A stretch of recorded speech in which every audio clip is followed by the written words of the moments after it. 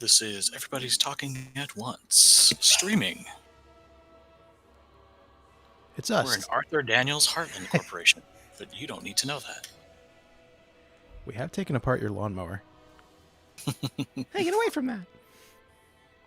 Hi, everybody. This is Drew and Lucio coming at you with those spicy "You Don't Hear Jack" Volume 1 references that the kids really love on TikTok. Oh, yes. Oh boy, we're old. I mean, Jack is still relevant, though. That's true. Jackbox has very much reinvented themselves for the modern era. Pretty well, I would say. Yeah, no, the Jackbox party packs are great. They've of course been thriving in the age of quarantine, but they've been like consistently popular since they came out. A lot of developers really love them too. Every so often I get somebody on the show who just like cannot stop singing the praises of the party packs. Ooh, is it the design choices or just the what specifically? I mean, because I would imagine, I guess for anyone who doesn't know on this podcast, we have several friends who are in the development scene, and it's always interesting to get their takes, in particular because they see the blood, sweat, and tears that goes into it. So even let's say,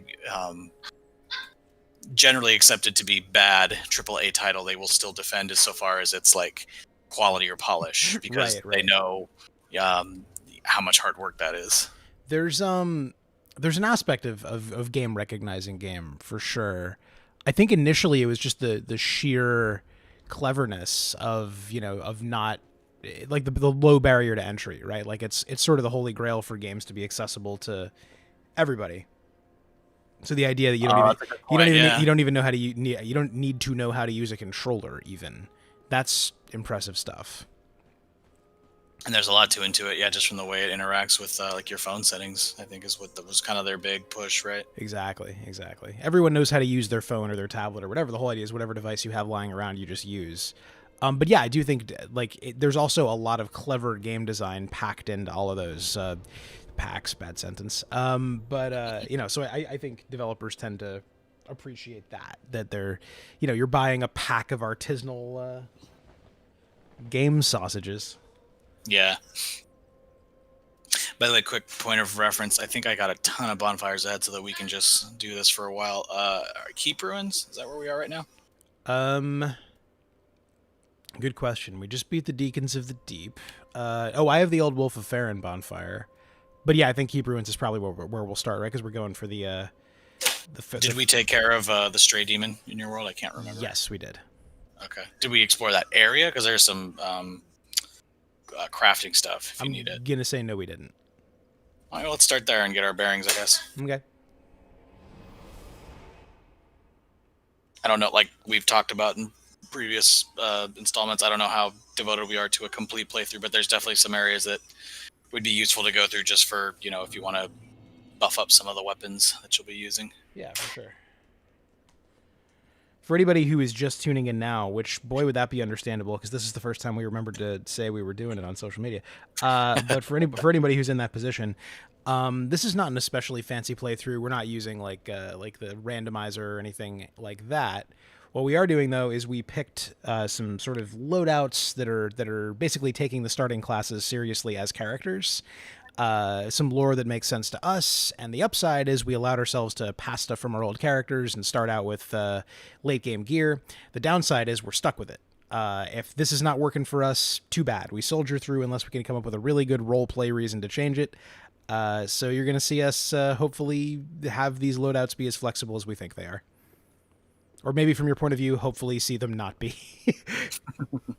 Yeah, we've played a lot of these games, and so we decided to do that, I guess, just as a refresher in the interest of keeping things sort of interesting. There's a lot of, for example, in my class, weapons that I had not used in any of my other characters, mainly like the spear and halberd class. So I went with Herald, and I often used offensive magical spells, and the Herald doesn't come with any of those. He just comes with healing spells. So I'm kind of doing a passive thing. So it's just kind of a fun way to keep the game kind of fresh and see things differently.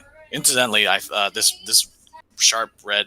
I made it sharp, but the red halberd is putting in work, man. It's crazy having a spear halberd weapon that has perseverance.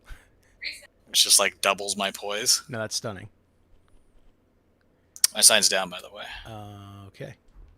But you know what? I wonder if I had changed. Oh, gotta put my password on. Oh, there you go.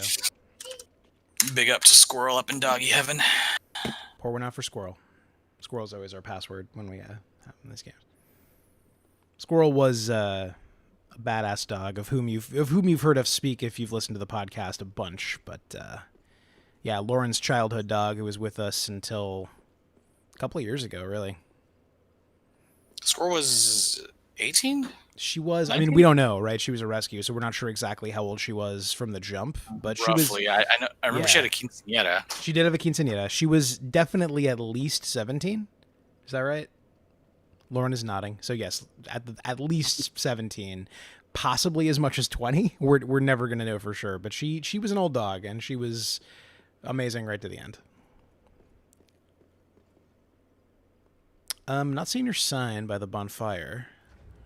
Interesting. Okay, definitely did have to turn my password on. Okay, I am enkindlated. Now. Why don't I refresh the area?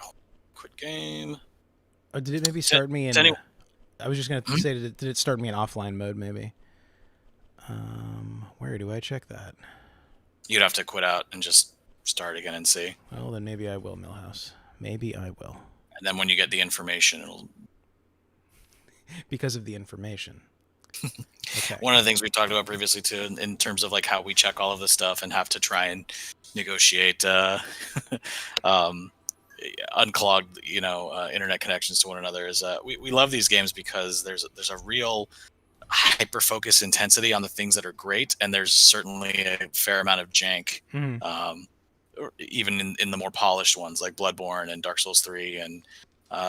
I guess less so Sekiro. Sekiro is pretty darn polished, though I do seem to remember some funny little things in that game that could just break and are easily taken advantage of for like speedrunners. There are exploits, there are compromises, but yeah, there's a lot less jank. I'd agree with that. All right, so it looks like I am online. My sign is down again. I seem to also be online. And you're by that area, so you're by the Old Wolf. Yeah. Yeah, weird. I'm not seeing it. Does not breathe, but is alive. Yes. Oh, there's your sign. Yeah, these games. I remember at the peak of their popularity, when a lot of people would be online at any given time, and in hotspots for what this game's equivalent is of PvP before there was a proper arena. There were times where it could take up to like several minutes to even see someone's sign because it was just clogged. I mean, I don't know really the language for it. But, we already got the stadium, and do we have to go up there for any other reason? Oh, just like I said, craftables. Unless you already did all that. No, I didn't. Afterwards. I have done nothing since the last time we played. We've been playing Dark Souls 2 for off stream, folks. So been focused on that a little bit. Also, the rest of life. That one would probably be a little less interesting to watch, just because we're playing with a good buddy of ours, and we are in fact doing everything 3 times. That's true. That is very true. Yeah, Dark Souls 2. I mean, now we have the Agape ring, so we don't have to play everything together. But it's one where if you're gonna have like a strict co-op playthrough, that's a good one because there are certain mechanical reasons. I think we explained this in a previous stream why you don't have to, but you're heavily encouraged to just always do stuff together. But then there are still solo only areas. It's a weird one. It's probably the one with the most jank this side of Demon Souls anyway. Demon Souls is very much the one that rose from the ashes of a very troubled project and Janktown, yeah, as it were. It's Janktown. I mean, it's very interesting that it's going to get remade. Any word yet on whether or not they are taking on the endeavor of adding in zones that were cut? That seems like a bad decision. They haven't said. Oh man, I missed a lizard. I missed a dang lizard. I got mine too, which you probably saw. I did, yes. Yeah, there's no. I mean, there hasn't been a peep about it. Period. I don't think since the reveal.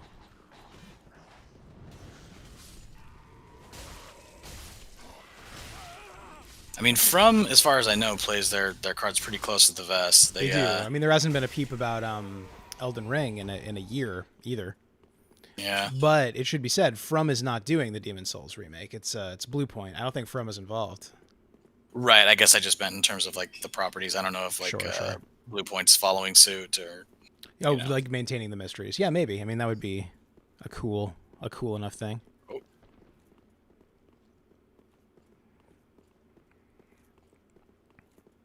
So if you need whatever that crystal lizard had, you just got to remember that he's here. Yeah, easy enough to come back. Where'd you go? I'm just grabbing these little items. Oh, okay, cool. Got me a Dragon Crest shield. Got me a lightning spear that I'm not going to use. And all is well all over the place. Lightning spear? Yeah, the miracle. Oh, literally. Okay, gotcha. Oh, yeah, no, not a spear. It's like, I don't remember a lightning spear. No, not the lightning spear, you idiot. The lightning spear. That comes later. Right. And I mean, I'm doing low faith. I have just enough faith to cast my healing spells, so I don't know to what advantage there would be to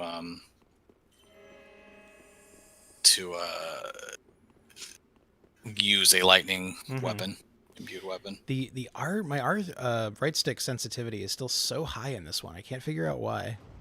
I'm not letting it get in my way too much, but apologies to anyone on stream. It feels like I'm doing shanky camera work here. I know that with the Steam controller, because it uses the mouse is particularly Mirai Jane, future Jane. Don't lose your way. It's definitely interpreting it as a mouse for sure. But where do we? If we get invaded here, where would that even be? I would assume down in the swamp. But I've been wrong before. You go that way, I'll go this way. Okay. We'll see if there's anyone between us. Who's gonna get to Scotland before whom? That or maybe the upper area we just came from? Yeah, this is strange. Possible. Oh, the thing is moving, so yeah, it's in here. Okay. Coming down.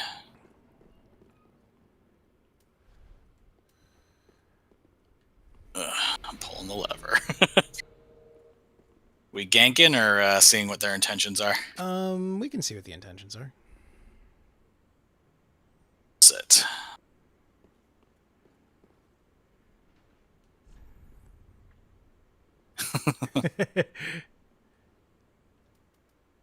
Cheers. Want to take us both? What's the plan? Oh, yeah. All right, let's do this. Sounds like an answer. Can't lock onto him. I totally did, so I don't know. All right, this is a controller thing. We have to switch this after this fight. Ooh. That hammer's range is very strange, at least with the enemy that uses it, so you can be mindful. Oh, boy. Oh, yep. Mercy.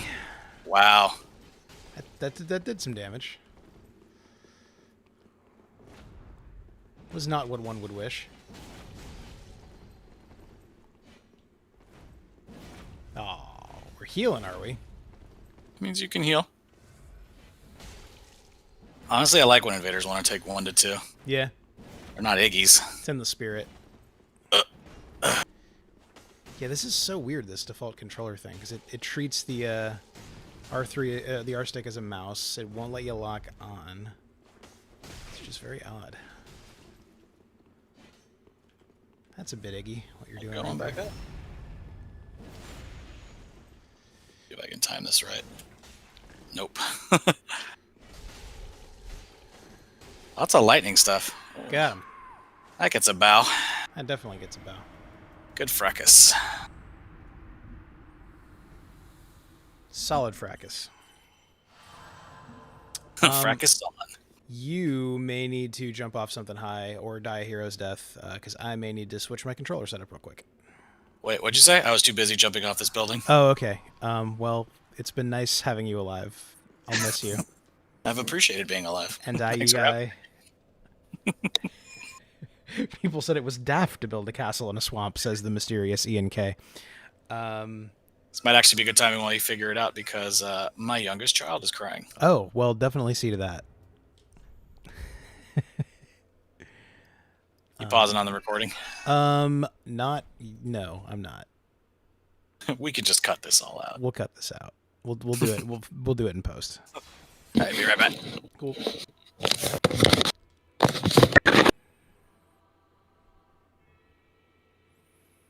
You on the stream are probably going to get a blank screen for a second while I restart the game. But you can still hear me doing all kinds of cool streamer stuff. Such as clicking on things, drinking beverages, checking the chat. You know, streamer stuff. Ooh, 12% battery. That's not great news. All right, all right. Well, better to know now than in the middle of it. All right. New plan. Newer and best yet plan.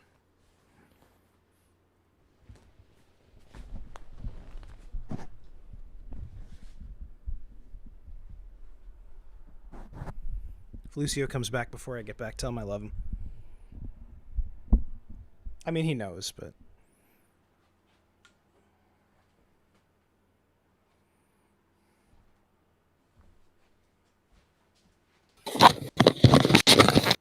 And I'm back. Let's figure it out. Oh, I'm alone. I'm alone.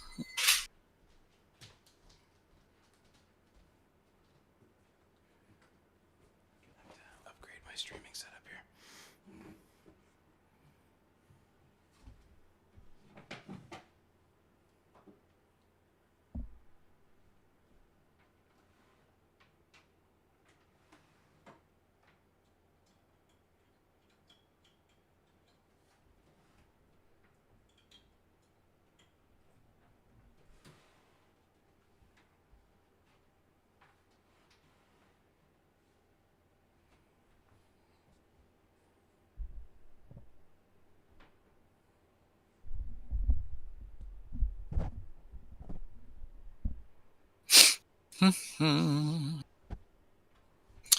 Say, well, I don't want a pickle. I just want to ride my motorcycle. There were more technical difficulties than I anticipated, but what happened? This controller's draining really quick, so I gotta plug in. I'm close to the TV. I need to up my streaming setup game. That's the real situation. What's the deal with the controller? Is it just old? I think so, yeah.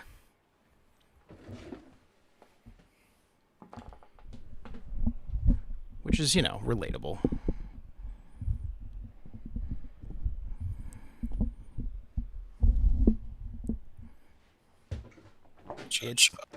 It's too old for extended streaming. I'm too old for extended streaming.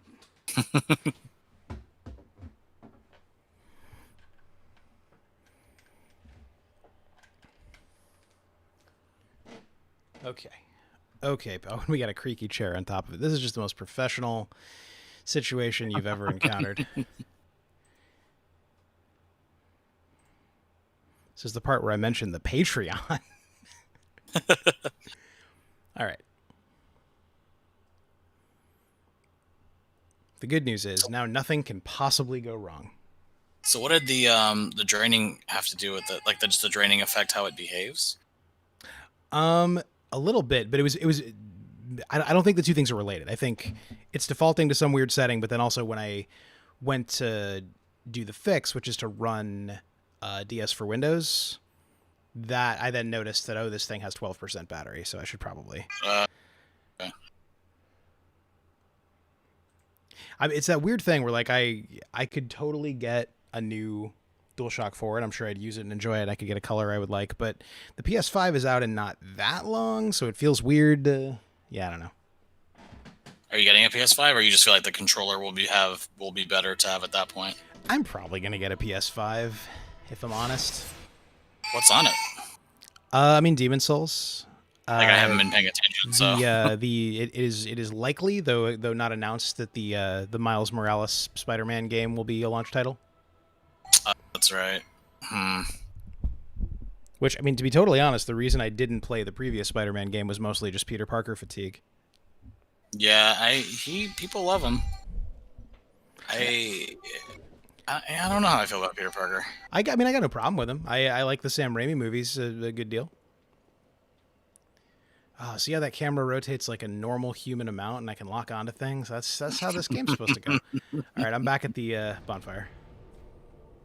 I mean, we could just skip a little bit and go to the what do you call it? Keep ruins. Yeah, let's do that. All we were gonna do was climb back down anyway. I think. Schmexy, let's do that. I like where your head's at. We should team up. I like the cut of your jib. Do you have some kind of newsletter I could subscribe to? Or? Closest you're gonna get is the onion. All right, I'm here. I'm queer. Okay. Get used to it. My sign, she is down. Okay. Down to get funky. By the way, they've been like just slowly releasing Key and Peele sketches now and then. This is a bit of an aside, but just like on YouTube, you mean, or yeah, like on their own channels. Like before, it was on Comedy Central, and now there's like a proper Key and Peele channel, I think.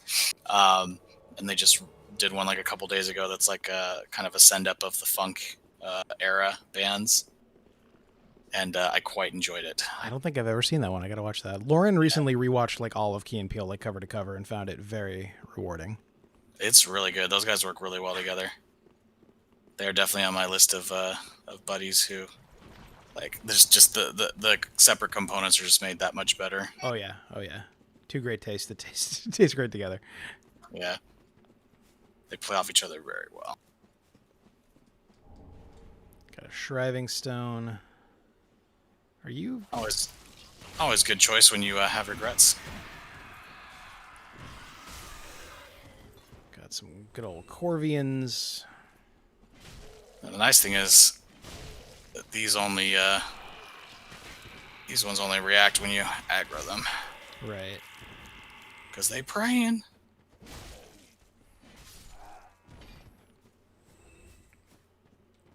I remember this being a super high invasion area.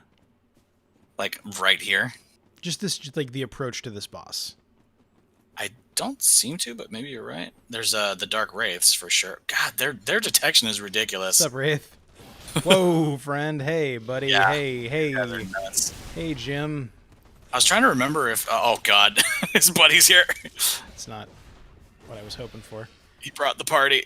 Okay. You finish... Okay, we got one guy. I'm gonna heal real quick. Their poise game is ridiculous. It is absurd, yeah. I feel like considering how mad people were about the poise stuff worked in this game, it would have been kind of fun if like they just made that armor in particular like work the old poise way. That would be wonderful. Yeah, like the way certain Smash characters kind of work the way they work in the series they're from. Yeah, exactly. Which reminds me, is the ARMS character already out? She is. She's a blast.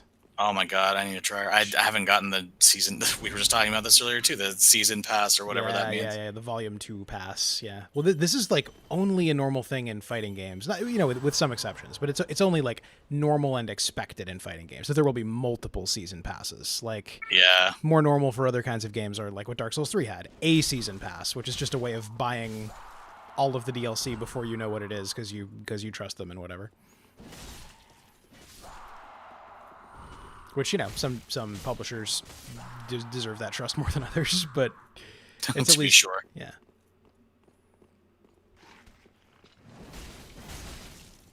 I feel like that might be part of the reason we didn't get Sekiro DLC, is just they didn't want to mess with Activision and the perceptions there. I mean, I don't know, whatever. It's a wild guess based on nothing. They probably were just already working on Elden Ring. I forgot about that it was... So... That's the other thing I don't really know about games, because sometimes I figure the publisher is just the publisher, but like, can Activision like call some shots in that regard? I mean, they Frank Young. Okay, we're getting some very like delightfully mundane names of invaders I'm tonight. kind of digging it. I mean, so the short answer is, the contract can say whatever, right? Activision could say like one of the conditions of us publishing this game is there must be, the following sorts of DLC or the following kinds of monetization, basically. Right. Or conversely, From Software could say the terms of this are we're not doing microtransactions or whatever. Hi. What's up, Frank Young? What's your plan, man? What do you want? What's your deal? Choose your fighter. Word fighters.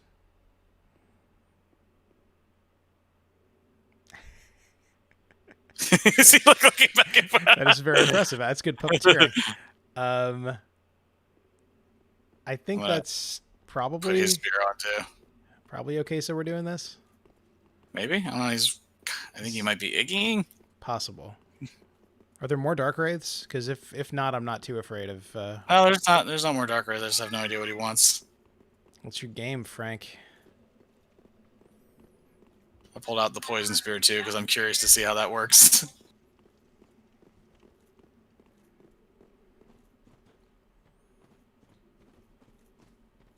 Yeah, he's trying to draw us over to the Gru boys. Check out some of these strategic ones. Right. Is he back? I don't know. Something hit me. The poison did give me a little poison buildup. I'm not quite sure what his deal is. He's definitely wanting to... I think he's going to attack once we're occupied to his satisfaction. Maybe. Yep. Oh, yep. Here we go. All right. Well, in that case, I can't try poison. I need crowd control. So he's a pyromancer poison user. That's interesting. Doing like a dark flame thing. Whoop.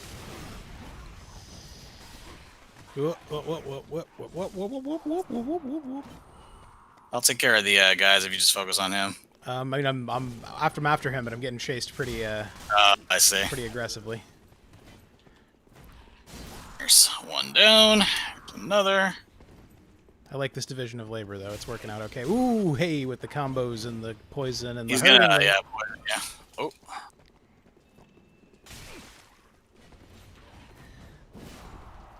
All right, and 2 left by my estimation. Oh, you got cornered, buddy. I did. That was a bad call. Oh, I didn't hit him.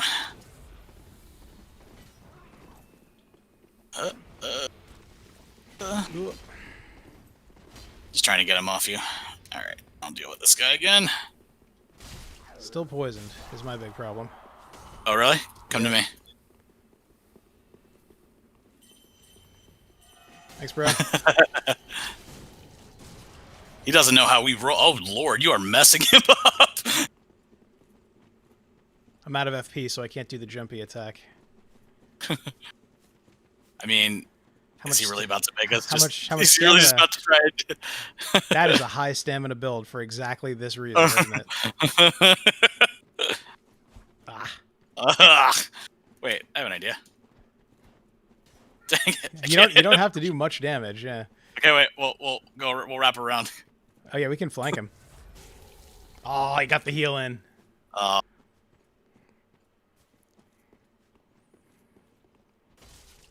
Nice. You're a rat bastard, Frank Young. If he's really gonna run to the swamp, then we should maybe just do the boss. Yeah, I tend to agree. This is kind of boring. This is a huge area. Yeah. At least try to fight us, bro. Oh, Frank Young. All right. He's Frank boring. Young, you're the shame of YouTube gaming, Frank Young. I'm bored with him. All right, let's run ahead. I'll heal you, and then that way we can just do the boss before he even reaches us. That sounds good. I mean, that started off kind of fun. Like, yeah. Like, I didn't mind like one area where he just wants to. Oh, he's following us. Yeah, figured.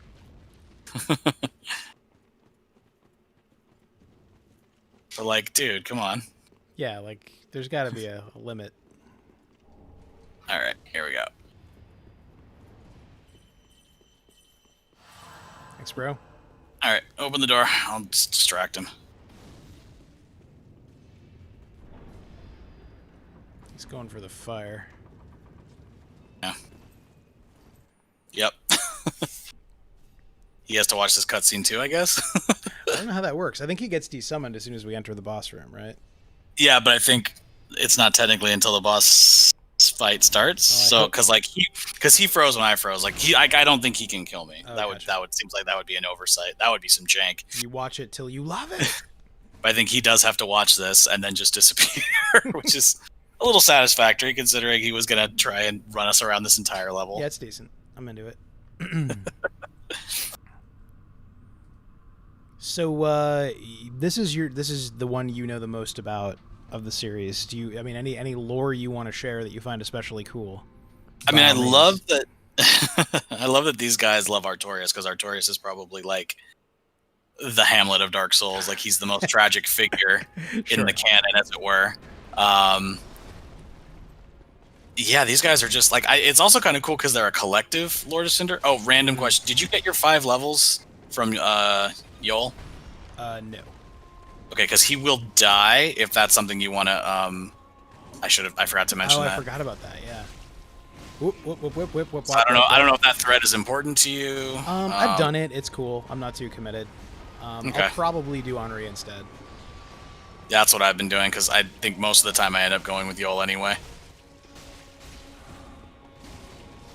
Ooh, you know what? What if I just stab you and this is over? Oh, what if you counter me and it's not? You were incorrect. Okay. I think I'm ready to heal. I might not be, so don't take my word for it. I might have had to use up my extra heal because of Iggy. Yeah, I mean, so this starts a theme that carries through to the last boss of, not of the DLC, I guess, but of the main game, that, you know, the bosses are all us, the players. Like, we have a kinship, those of us who just can't stop souls, and we are the universe is just made of us at this point. Well, and in this case, what's kind of fun about how this ties into like our little lore play here is that like all of these guys lit the fire and then just kind of became more consumed with or interested in their own plights, as it were. So like these guys, you know, they want to stop the abyss from spreading, following in Artorias' footsteps. Yeah, you know, each one has their own motivations, in other words, and so it's like kind of interesting how the idea of like whatever it means to link the bonfire is not a thing anymore. Right. Like, so I don't know if that other shoe ever drop. Like, do they know that because one of the, I mean, this is a Dark Souls 1 spoiler, I suppose, a big fat one actually, but Artorias is this vaunted hero who took on the abyss, but you find out in the DLC that he failed, right? He fell to the abyss. Which is so cool. It's amazing. Like, I mean, it's awful, but it's like, you know, a lot of the games, like the best characters are always like, you know, of renown or successful. And then like, I love that this game leaves not only, you know, so much of the imagination for us, but like for the internal, you know, world. Like, you know, a piece of world building that so many games forget is letting characters be wrong about things within the narrative, having points of view that either get proven wrong or are simply, you know, contradicted by other people's ways of viewing things. Right. The more you can sort of pin it down to know here's what canonically happened, sort of the less interesting your characters' motivations are going to be, and like their worldviews, you know. So like the people to whom it is so important that Artorias is like this you know, paragon.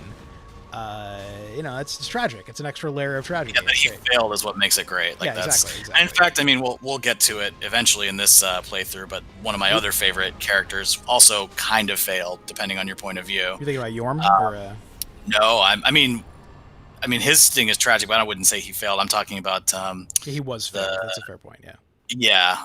No, I mean, I guess I'll just say it. One is the Nameless King. Oh, sure. Very controversial among the Souls faithful. Speaking of ambiguity in these games, our buddy Adam, who will sit in on one of these at some point, you know, just thinks meeting someone who even might be Gwyn's disappeared son is just such a betrayal of the mystery. And I totally see that point of view. That's not unreasonable. Like, I kind of, like when I sit with that, I see that. Because like he's, you know, all images of him are scrubbed in the first game. It's similar to the move with Straight of Alaphus in the second game. We were just talking about this, where he is from a kingdom that literally only he remembers. There are no other traces of it. Like I believe they just leaned into it and like removed references to Alaphus from other item descriptions. Like only his items refer to it. Yeah. So like there's something about that that's really cool. The idea that history can be like that something can actually be forgotten, even though it was very real, is like very much part of this theme of like time. My sign's down if you run straight ahead, by the Oh, way. cool. I was just gonna spend these souls real quick. No, do you, boo. Yeah, yeah, it's interesting that you say that. Yeah, like because so much. So one of the big things I see on YouTube a lot is like, insert franchise or thing here explained. This idea that like the diegetics of what we're consuming are really important, and that like, not only is it important to us, but it's like we feel sort of cheated if like the characters don't find something out, and Yeah, I yeah, think yeah. maybe an old parallel to that, before the onset of the mass media world we live in today. And I don't mean mass media meaning like news media. I'm just talking about comics, films, books, movies, TV shows. Was when television shows would end, for example, and like we would know that there were things that the characters never figured out. And I think that was a big part of what bothered us about it. But now we're seeing it kind of come to full fruition, where like we feel cheated if there's like something that a character doesn't learn. One of my favorite awful examples that I felt really kind of diminished the character, and this is totally nerdy, and I'm gonna give away my weebness here. It was Bring it, Naruto. Oh, so I don't know Naruto really well, so give me some context. It's a minor thing, basically, because it's ninjas, but it's really ninja wizards. It's wizards disguised as ninjas. Magic exists in this world, right? Like it just has a different name. So but, everybody is a wizard. Like that's where their ninja powers come from. No, it's just, but that's what it seems like. Because I mean, ostensibly, the historical ninja, like it was just someone who was sort of like by Japanese standards like dishonorable, and was more devoted to their retainer, and like doing whatever they had to do. Complicated though, right? It wasn't really, in historical fact, they were super loyal to their retainer, whereas a samurai's loyalties could be bought or could change. Yeah, I mean that's an interesting point. Yeah, but I guess I just mean within the general, in the lore, in the cultural, because we talk so much about the victors writing history, as it were. Like the samurai class was the ones who got to sort of make the rules. So of course, if they needed to, it makes sense that generally speaking, like they considered themselves honorable for serving a lord. But yes, that those they literally defined what honor was. Yeah, so of course, exactly. But I love that everything's connected. But getting back to what I was saying, the simple thing is that a whole big part of Naruto's character is that he's an orphan, right? And I always thought that was a really important thing. Well, maybe towards the end of the series, because of magic, he gets to meet both his mother and father, and not only meet his mother, but his father he actually gets to like interact with, and have like his father participates in like the last epic battle that occurs in the comic, because of resurrection magic and such. And when stuff like that happens, it just it sort of diminishes a part of the character that's interesting. Kind of what we were just talking about with Artorias, right? Like the idea that like you just can't know. Like part of Naruto building his identity and growing out of this character who like needs attention and is just sort of a screw up, is like trying to figure out who he is, because he doesn't know. Like his foil Sasuke is like the opposite, because like he was he grew up in this clan where it was very clear, like that you do whatever you do, like for your clan first and then the village, right? Like so his loyalty is always his loyalty and his piety is always like a big part of his character, and he doesn't have to worry about that. Oh, that's not great. From my point of view, it kind of looked like you just followed him. I'm gonna see where this guy goes. I did. I mean, that is what happened. It wasn't as intentional as it looked. So you're saying like, and from what I understand about the show, like a big theme is like found family, right? Like right. There are people who are not blood to him, who are his family for all intents and purposes. I mean, look, Sasuke is the worst character in Japanese comics maybe ever. I that's a big claim, but I have a lot so of problems. far above my weight here. I don't know Naruto at all. Why is Sasuke the worst? He represents a lot of things wrong with a lot of things. It's sort of a big aside. Like we could probably make a whole separate conversation about it that doesn't have to relate back to Dark Souls. But in a nutshell, he's just I mean, I'm trying to think of like some of the biggest things. He's supposed to be. I'm trying to think of. There was something recently that we watched that I thought I remembered. watching. Basically, he's that character who's supposed to be redeemable, but they never bother to actually make him redeemable. Like They don't do like the work. the author either waffled or wasn't sure quite what he wanted to do, because the whole point of his character for a long time is that he goes further in terms of his fanaticism than any other character that he comes up with before he betrays his village. And so the idea is that he's building to being this character who's irredeemable, but I guess because kind of like we've talked about sometimes, like maybe artists don't understand their own art. It's very dissatisfying to see him go all the way, but it's like because Naruto's arc of being this golden child who can save his friend, even his irredeemable friend, is more important. It just basically makes it look like this grade A. The worst character is like, yeah, he's it's fine, yeah, he's cool now because he's sorry. And, but also without really saying sorry. So like everyone else in quarantine, we just watched Avatar: The Last Airbender the whole way through, and he's the anti-Zuko. This isn't fair because Zuko is like the best version of this trope, right? But so to compare anything to it, like most things won't compare. But the part that I had no memory of that I thought was so great was after his redemption. I think there's an item over here that I'm going to grab real quick. After his redemption, there are a couple of episodes where like the group struggles to integrate him, and like Katara trusts him less than the rest, and all that. Like the idea that there isn't a magical moment where he's forgiven. Like like it's continual emotional work for him to like change is not just a thing that happens. It's not an event. It's a process. Yeah, and I mean, for him, it's a slow burn too. Like it's not given as much space to breathe because it's one episode versus Steven Universe had several seasons to draw it out. But the fact that he's there's that one episode where his body is like literally like destroying itself just because of his sheer like anxiety and basically having like a mental breakdown, and his whole paradigm just being destroyed. I thought that was a really great episode because it really shows you like that. Yeah, like those kinds of horrific things can have this real effect on you when you're changing such a fundamental part of who you thought you were. This is maybe a bigger topic. Backslides after that too, right? Like that's another great thing. Like he backslides and then he has to really realize, oh wait, no, this is really stupid. Yeah, this is really the wrong decision. Yeah, there isn't like because it's just so it doesn't grok, it doesn't feel right, it doesn't ring true when someone just makes the wrong choice, and then just starts making the right choices. Because like it's interesting. Like okay, so you still haven't seen Rise of Skywalker, right? No, I do need to watch it. But to be clear, I don't care about spoilers. No, I wasn't even thinking that. I was just just thinking how much context should I include. But Ben Solo gets redeemed. I'm not wiggling my fingers because I'm holding a controller. But one of the weirdest things about it is that he kind of has no lines post redemption. Because like if you're picturing that, or if you're like writing fanfic about it, like definitely part of the fun is his Zuko moment right in your head, like him going on adventures with the group, and maybe him not being trusted, and him trying to be good and being awkward about it. Oop.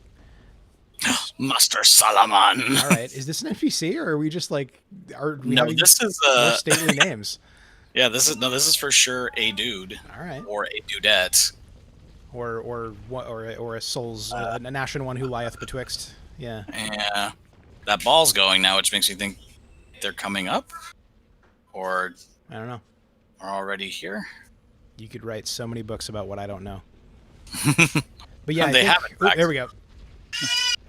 Let's see. What's your deal? Yeah, that's what most of the books are actually. Well, he buffed the sword. I'm not really sure what that means, but and he's here to fight. But we knew that. So what's the deal? I bowed at him, but he wasn't looking at me. Oh, all right. I guess we're doing this. Yeah. But you were saying, so he just doesn't talk much? He doesn't talk at all. I think he technically has one line right before he, this is a spoiler for anyone watching, dies. But he has this whole, pretty cool, well choreographed fight scene. And I do like that he and Rey have a couple of nice, by the way. He and Rey have these kind of cool, non-verbal communication. I committed. Overcommitted. Yeah, they have some good moments of nonverbal communication and like nice individual things that work in theory. He saw it through too. That was great. Yeah, that was actually really cool. But yeah, he doesn't. There's no repartee. There's no like nobody wrote what redeemed Ben Solo looks like, and so it's just like really deeply unsatisfying, to see this. Well, Like, and again, kind of like maybe with what I'm talking about, like so, Masashi Kishimoto, the guy who wrote, oh Lord, you reacted better than I did.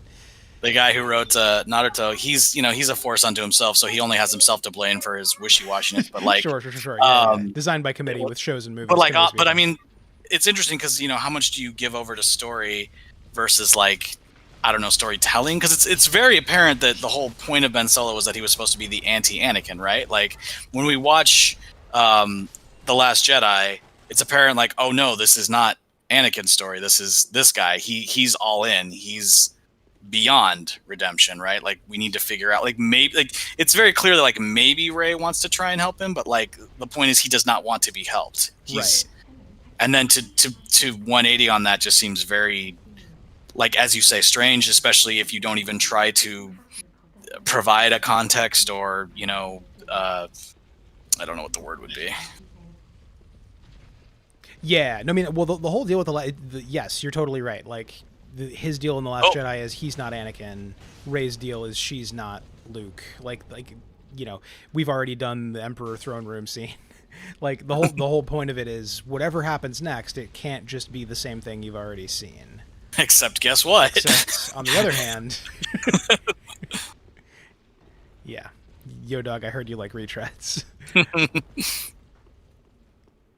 Yeah, but I was gonna say the connection, like it doesn't connect to Dark Souls in a way that's actually interesting, right? Because like what's still relatively rare in games, big mainstream games anyway. Yeah. Yep.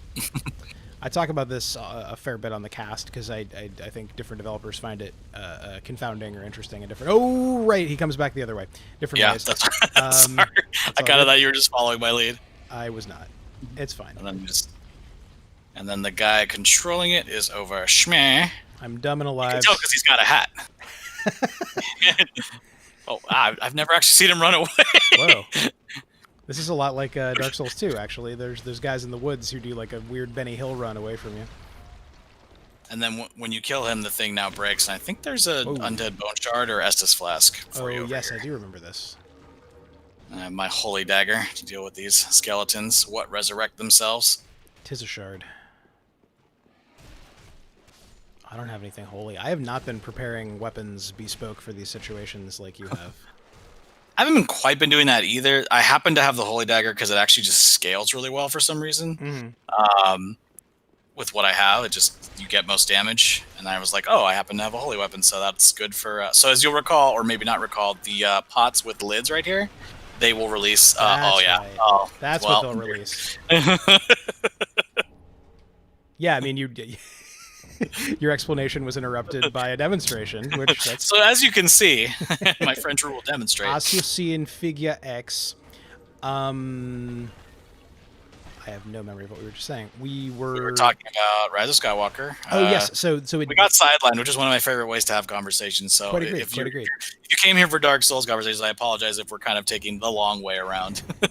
Well, something Dark Souls does do, so like it is relative. I was saying, something I talked to developers about a fair bit, is how it's not the default for video game characters to have arcs, right? Part of the trap that I think writers can fall into is like, ooh, their audience or they or both really like a version of the character, right? We want to watch, we want to watch Kylo Ren be bad or whatever, but we remember characters actually because of their changes, right? Like Scrooge being a dick is interesting because by the end he's not a dick, Yeah. So Dark Souls does it's there are tropey, sometimes predictable quest progressions, but it's pretty normal for NPCs to go on like a journey, like just simple stuff, like again, like a Dark Souls 2 example would be the armorer, who the more stuff you buy from him, the more he goes from being this kind of sheepish guy with no confidence to being a megalomaniac, right? Or I'm gonna do this trap, by the way, because it'll shoot. It's gonna come from behind us, so look out. Nice. Or yeah, the Onion Knight in the first Dark Souls is of course the classic thing.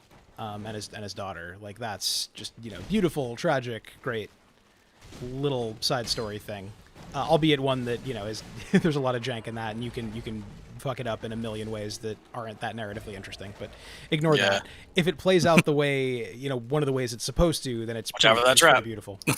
What bear trap? But yeah, I mean, like, obviously your character's a cipher, and these. Oh, that's a hole. I forgot about the hole. Oh dear.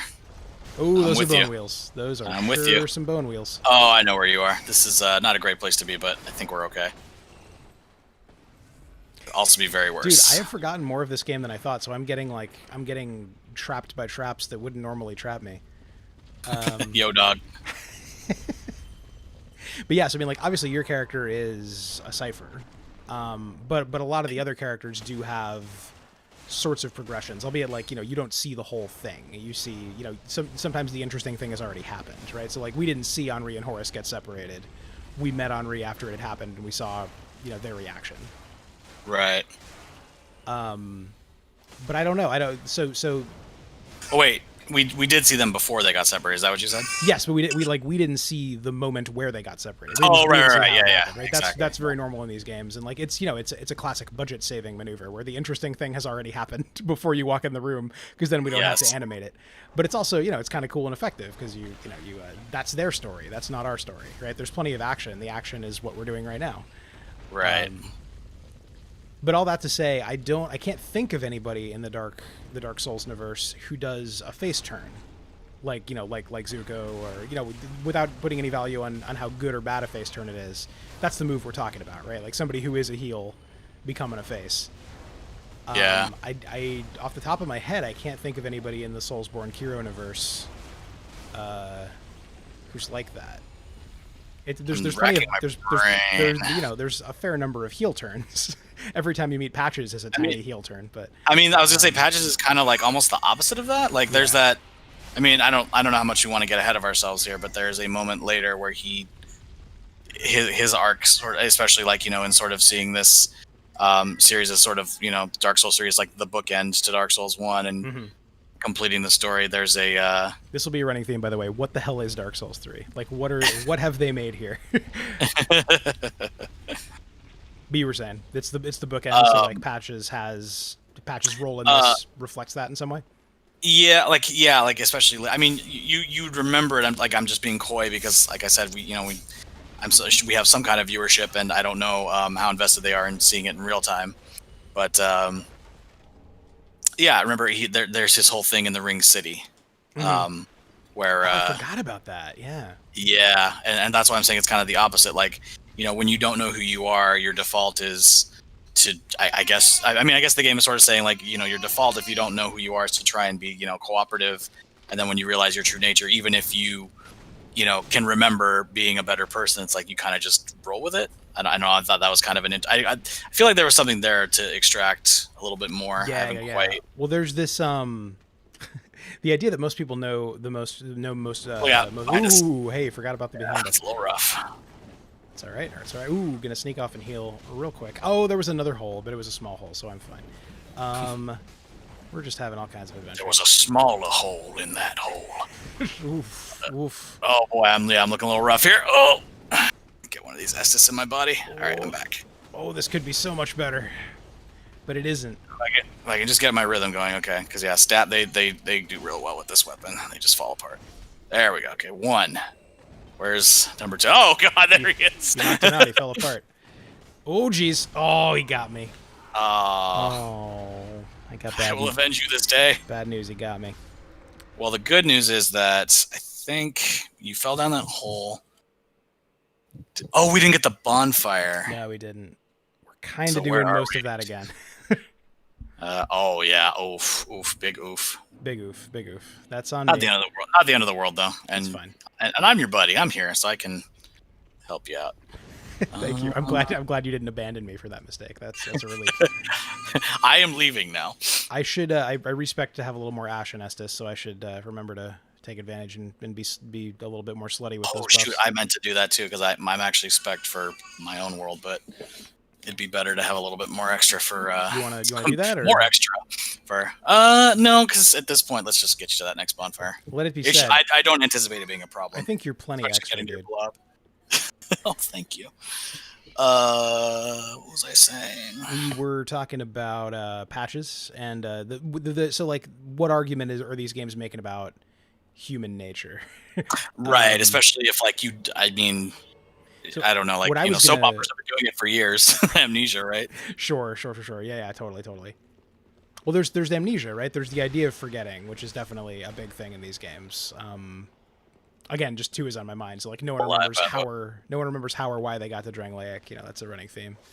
But then there's also like the Nietzsche, the notion of like the eternal return, which most people know, or maybe not. Maybe it's a very generationally specific thing. But a lot of people know it from True Detective season 1, Time's a Flat Circle, and all that. But Yeah, but the idea, I love the build up to that line. oh yeah, Because we get to see Rust Cole kind of a little more on adrenaline and not as calm. Says, "What is that, Nietzsche? Shut the fuck up." He's not quite feeling so philosophical in that moment. But yeah, but the idea of it is like if you're mortal, there's this weird psychological trap where you feel like nothing matters.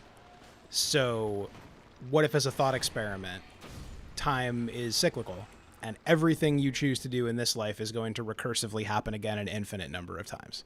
Right. So like being hollow in these games essentially is you've reached a point where you're locked in and you're just looping the same one thing over and over. And it's expressed in a pretty video gamey way. It's like the one thing you're doing for eternity is running out with an axe from the same corner or something. But that is the horror of being hollow, right? Like the idea that you're locked in. Whatever you chose, you can't unchoose. But it's also kind of like equivocal because the way you keep from going hollow, the way you keep from going hollow, especially in the first game, is to have a purpose. You know? Right. So it's like, what is the difference between going through the motions and having a purpose? It's not like always that easy to pin down. Ooh, jeez. Back up. Yep. I got you. He just jumped into the wall. Jank! Like into the wall. Yeah, no, like he's not dead, but he's also not on this plane of existence anymore. It's a pretty good example of the jank. Look, you can see his hand. He's right here. I cannot see. Oh, I can see his hand. There it is. That's the jank. Can we hit him? Yeah, we can. And he fell through the world. Well, he died the way he lived. Jankily. Alright, let's see. Oh, boy. Oh, okay, cool. I'm still here. No ball, right? No, there's the ball. That guy's not permanent. Oh, I screwed up. I can come to you, don't worry. I can come exactly to where you are. Just don't forget to kill that skeleton around the corner. Hattie Haddington, right? Yeah. These guys. Hat's gonna hat. I lost Hattie. Okay. The question is, can I survive this drop even with my silver cat ring? Let's find out. Let's watch an instructional video to learn more. I'm sorry we didn't get footage of that. But. We did a lot of that earlier with Dark Souls 2. Just experimenting how far you could fall. Yeah, there's a ton of that in that game. we were messing around in the gutter for those who have played it. Lucio had never been down there, so that's that's some stuff. The Silver Cat ring is a lot more streamlined in this game, where you just don't die, except unless you're like at a very specific height. Right. Whereas in 2, I guess it diminishes, and it seems like there's some sort of exponential thing too, because like. Jeez. I felt like if I fell a certain distance, like I didn't take much damage, but then the longer I fell, it just started to grow like insane amount. Yeah, I'm not sure how the calculation actually works. There are a bunch of items that reduce your fall damage that stack. It's not just the ring. There's also like these cuffs. So that's part of what's going on. Is it wants you to sort of spec for that situation. Okay, so you killed the dude, right? Hatman? Yeah, Hatman's dead. Yeah. Okay, so my sign will be right ahead at the, those bars where you can see the next bonfire? No. And they just kind of tempt you? I mean, if you, it's literally like right ahead, like right ahead. You don't even have to go very far.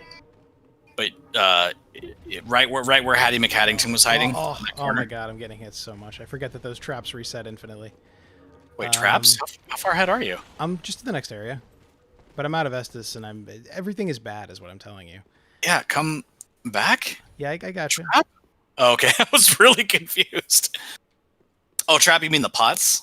No, I mean the fire arrows. Oh, is there one in this hallway? There's so many everywhere. I never noticed. No, Okay, it's in the next hallway. I just got hit by it no less than 3 times. You've been missing some extremely high level play. First off, you're out of Estus, right? I am, so heal me, please. So heal you. Thank you. Okay. Oh, I didn't do much. Honestly, hit me again, yeah. Yeah, this is Right, that's fine. I will Okay. just start playing the game. Now I'll start playing the game good. Okay, next, I think I'm just going to put Force on. Yeah, And let's just kind of, not rush, but let's just keep moving. Okay. That makes sense? Yeah, I gotcha.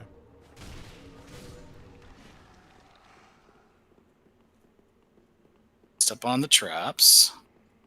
Because the bonfire is very close. I don't know what. Oh, because you fell down the hole. That's right. Yeah, I know that's what happened. I was like, why did we miss it? Okay. Here we go. Where are the guys? I killed some, and some fell down the hole that I fell down. Oh, okay, perfect. Well then, no, we're in the delicious irony of all this. solid. Oh, it was right here the whole time. Yeah. No, don't run. Don't run. Okay. Because that's gonna happen. But it is now right here.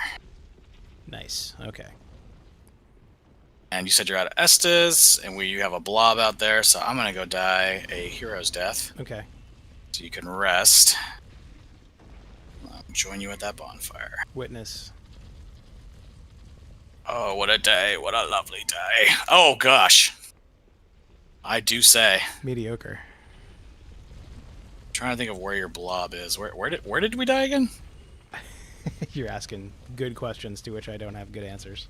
It was... Oh, it was up. Okay, I know where it was. It was kind of up and around the corner. Okay, so get those.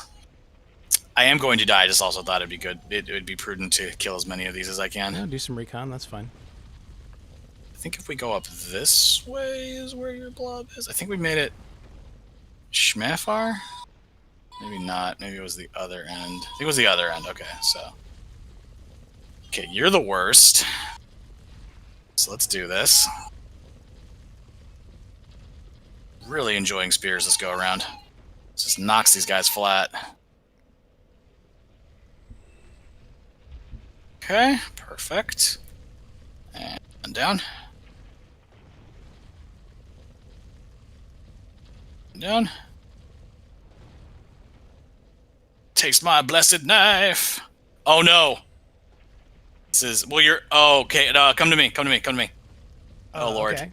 Oh, boy, don't murder me. I'm coming to you. It should be clear. I have absolutely no idea. Come down. I killed the thing that, no, I didn't shoot. Come down after the ball comes down. Down like the way the ball just went? Oh, man, yeah. Come down here. Okay. There's a finger. I'm going to try and distract him, but I know where your blob is. Okay. Yeah, he's hyper aggressive, so we're gonna see how this goes. But if you get your blob, we're good. Geez. Tell me when you see me. Yeah, run past him. You have to come this way. Okay. No, I think I know where we are now. Yeah. Okay. Go up those stairs. Go. Yep. I'll be between you guys. Your blob should be up there Yeah, it's or right somewhere. up here. I see it. You see it? Okay, got it. He says don't murder him, but I'm not sure we're gonna be able to do that. Oh Lord. Oh Lord. He might kill me. Oh, that poise! What sword is he using? Behind you, dude. Yeah. Timing wasn't great on that. Oh, he's in the... Oh, I thought he was in the corner. He's going to Iggy. That's for sure. Whoa. Oh, he didn't! Oh! Fake Iggy.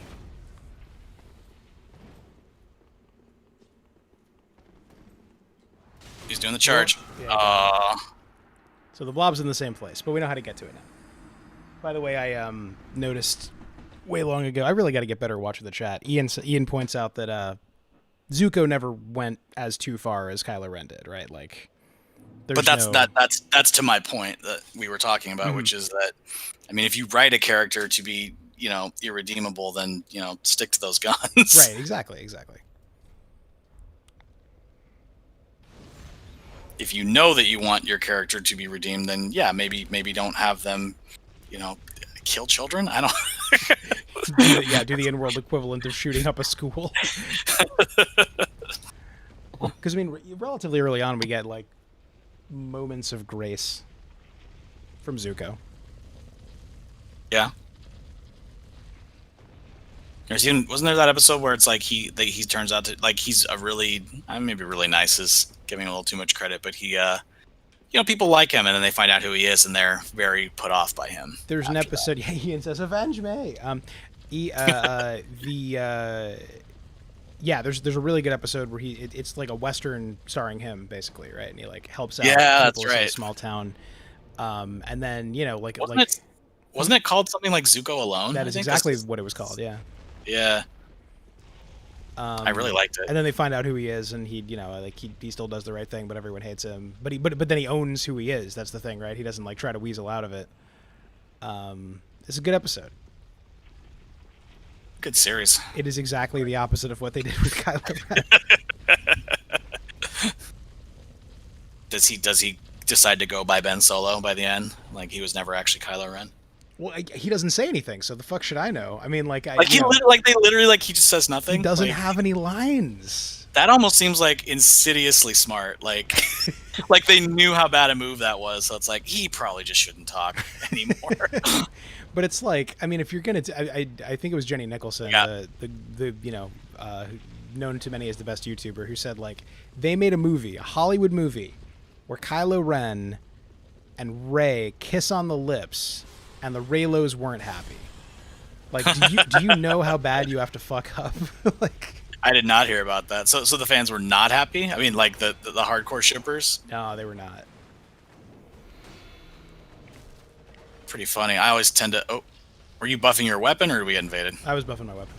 What? This is some jank. Where's this guy going? I don't know what is happening right now. He has to go. His planet needs him. I can't. Did we kill him? I think so. No, he's right here. Oh, jeez. There was another one. Oh, okay, but that's another one. It was just very strange. A lot of dumb stuff's happening tonight. You get your blob? No, but I'm about to. I'm just healing first. I think one of them is gonna. Oh, both of them are gonna. No, this one's coming back.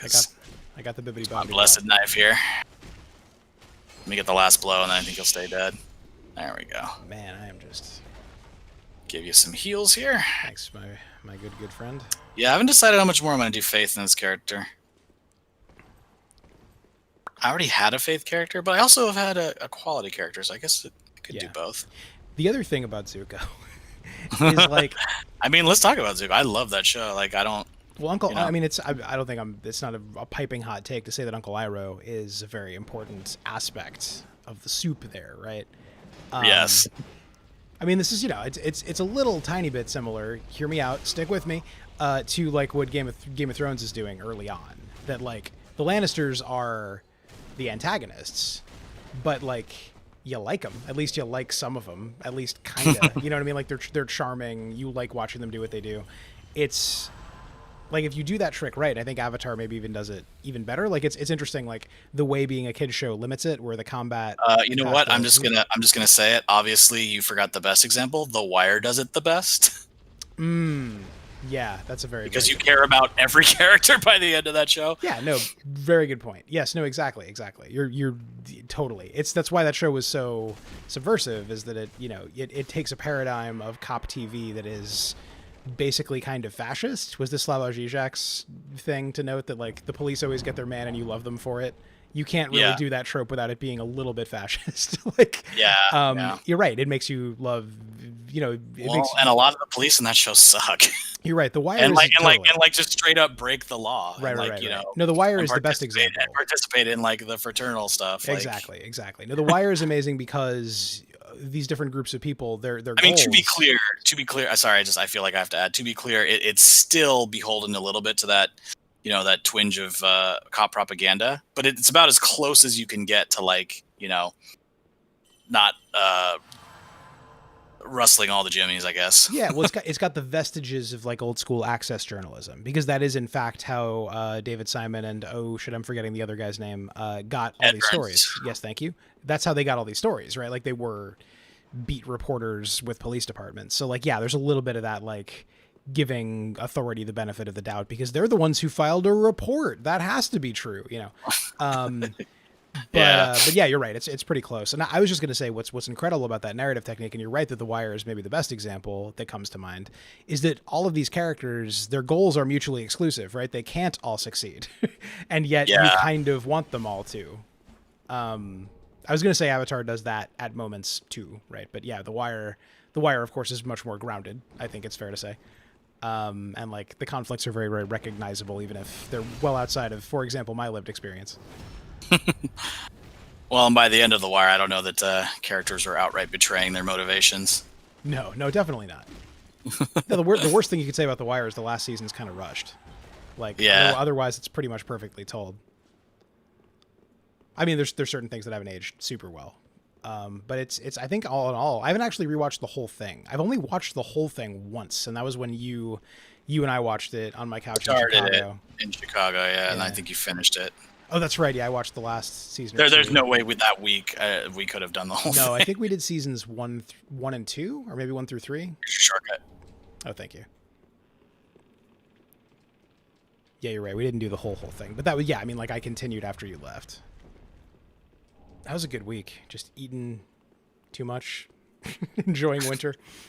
Weird racial exhibits at the Field Museum. Oh yeah, there was that weird thing. Oh my god, that was awful. Yeah. Oh, hey buddy. I still have a picture of us at that thing at the end that was like African genius in the Americas. The sword is insane, by the way. Oh god, no. Nice. Yeah, so there was the Field Museum in Words Chicago. Words that we all use today, like hip, cool, and okay. So I should probably give some... These rats are still alive, oh god. Should probably let people... Oh my god, there's a crab. Why is there a crab? And why did that scare me so much? Okay. So we should probably... Oh, I'm dead. Whoops. Should probably let the internet onto the inside of this inside joke. So we... museums of anthropology... The Field Museum is weird, right? Because anthropology is on its way out for all intents and purposes, right? As far as I know, as a discipline, sure, yeah, because we're out of cultural groups of humans who we can pretend we're discovering. But, let me know, by the way, if you die or survive that encounter. I'm almost. It's gonna come down to the wire, if you will. Because I could also try and get down there to do myself. That don't sound like it went well. The rat belly flopped onto me, and then I got a. I think he died too. I think I got him bleeding because I got an emote, a gesture. Oh, okay. Yeah, the rat might have killed us both, or else I think he bled to death while the rat killed me. Pretty funny. So that was cool. But anyway, so the Field Museum in Chicago is weird because it is basically a museum of natural history. But like a lot of such museums, it also has some anthropological stuff in it. So there are things to do with like human beings and like dioramas of people. And that's weird. And when we were there was like additionally this like temporary exhibit that was like a very well-intentioned, heavy-handed, deeply strange thing about like the black experience in America. It had like a thing about the Middle Passage and had a thing about slavery, and then at the end, the happy ending that you've earned is this thing about African genius in the Americas. There's like a smiling black suburban family, and then like a list of like contributions black people have made to society, and on that list was phrases we all use. Like what was it? It was hip, cool, and okay. Hip and okay.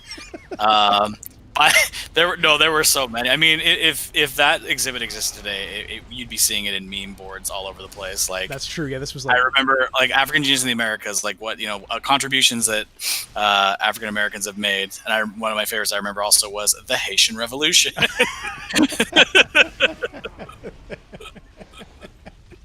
Yeah, contributions. What was the other one? Oh God, it was charismatic preaching. Charismatic preaching. That was so good. No one had ever preached in a charismatic way before. No, I guess I didn't kill him. That's weird. But you got the emote? I got the emote. Yeah. Do you get an emote for getting belly flopped to death by a rat? Because I definitely did that. I just don't know. This is all right. Let's see what he does here. We don't want to fight him in close quarters for sure.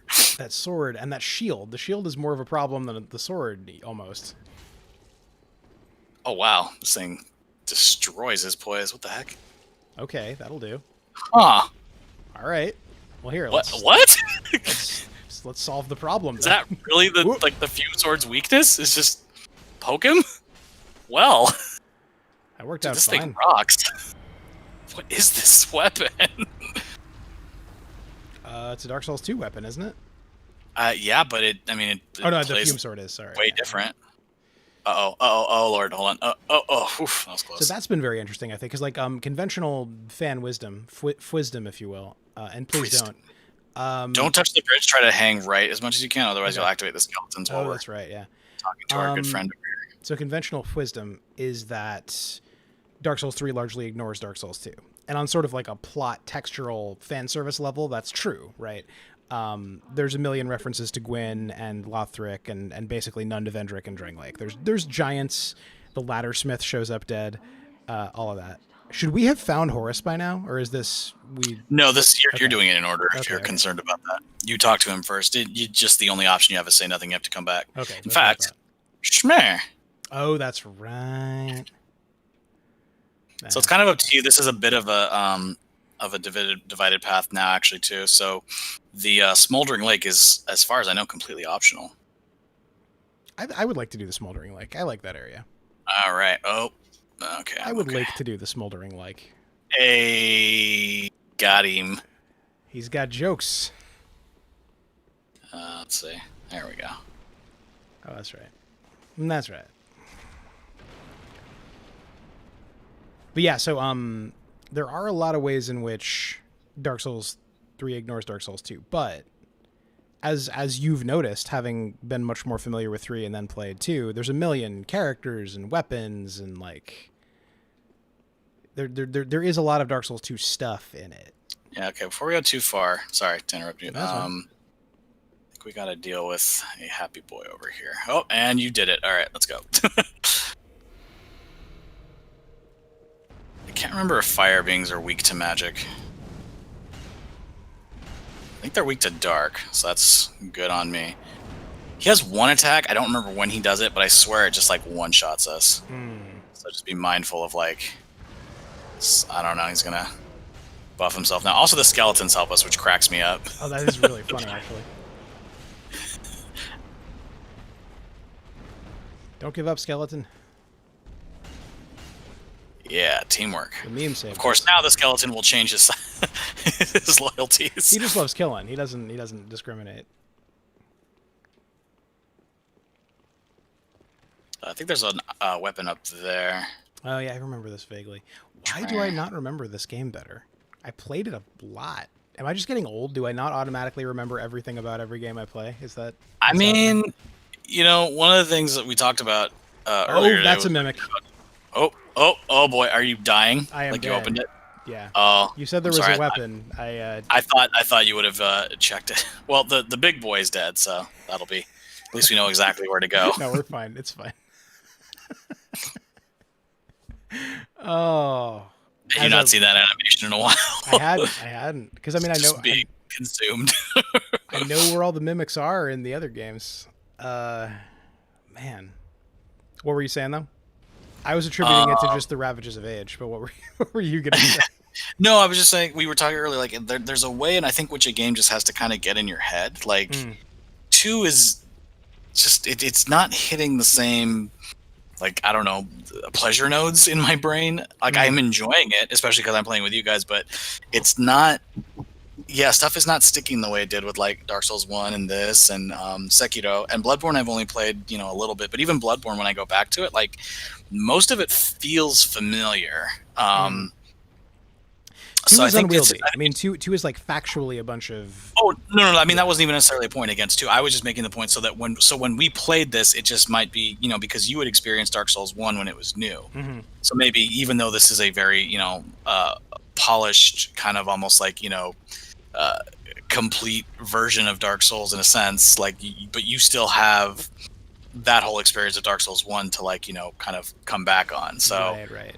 It just might not have gotten totally in your head the way it did mine, which was like, you know, this was my, you know, obsession for a while, such to the point where it's like, I played this game several times before I told you, as you'll recall. I was like, yeah, let's go back and play Dark Souls 1 because I feel like it's time. This was the one that got you over the hump. I mean, and that's it, right? Like Dark Souls 1 was the one where I soldiered through and really, really got into these games, so I know basically every inch of that. Even even as I become an old man. But yeah, that's a good point. Like by the time I played this one, you know, not that there was no challenge. I mean, given that I just fell for a mimic, it's a little bit weird to say, you know, I'm pretty good at these games. If I just, you know, but it's like, We've also been playing too, where you don't have to worry about that as much. Right. There are mimics in 2 later. There are actually iron mimics in 2. That sounds, I mean, as terrible as it is, sounds great. It's very funny and entertaining. But yeah, point just being, like, I didn't have to struggle as much with this one the first time, so maybe it didn't stick as much for that reason. You know, I booted up Sekiro a while ago, and I know that map real well because Sekiro was newly quite hard. You know, and you had to play it alone. Like, that's true. There was no option. You can't lean on co-op. You have to parry. So that's a good point. I mean, part of why these games are so sort of indelible is that they're good and well designed and interconnected and all that, but it's also just that you drill them because you have to. Yeah. Oh, what? No, he won't. I don't think he'll kill you, but he's definitely gonna enjoy it. Oh wow! Really? He is still going to town. I think he just consumed you. I don't see me. Am I a mimic now? Did we unlock the true Dark Souls? Okay. So that time, I knew he was a mimic, but I just didn't take him seriously enough. Let's do this again.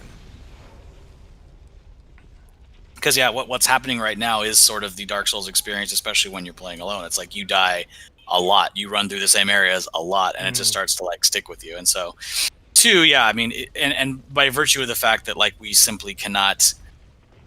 I think you actually mentioned at the beginning of this episode how we have to be mindful of like our experience, because when your experience levels are too far apart, you actually cannot play together. And it's not even how much you've spent or whatever. It's literally how much you've gotten. So like, right, yeah, with a few item exceptions, there's no way around it really.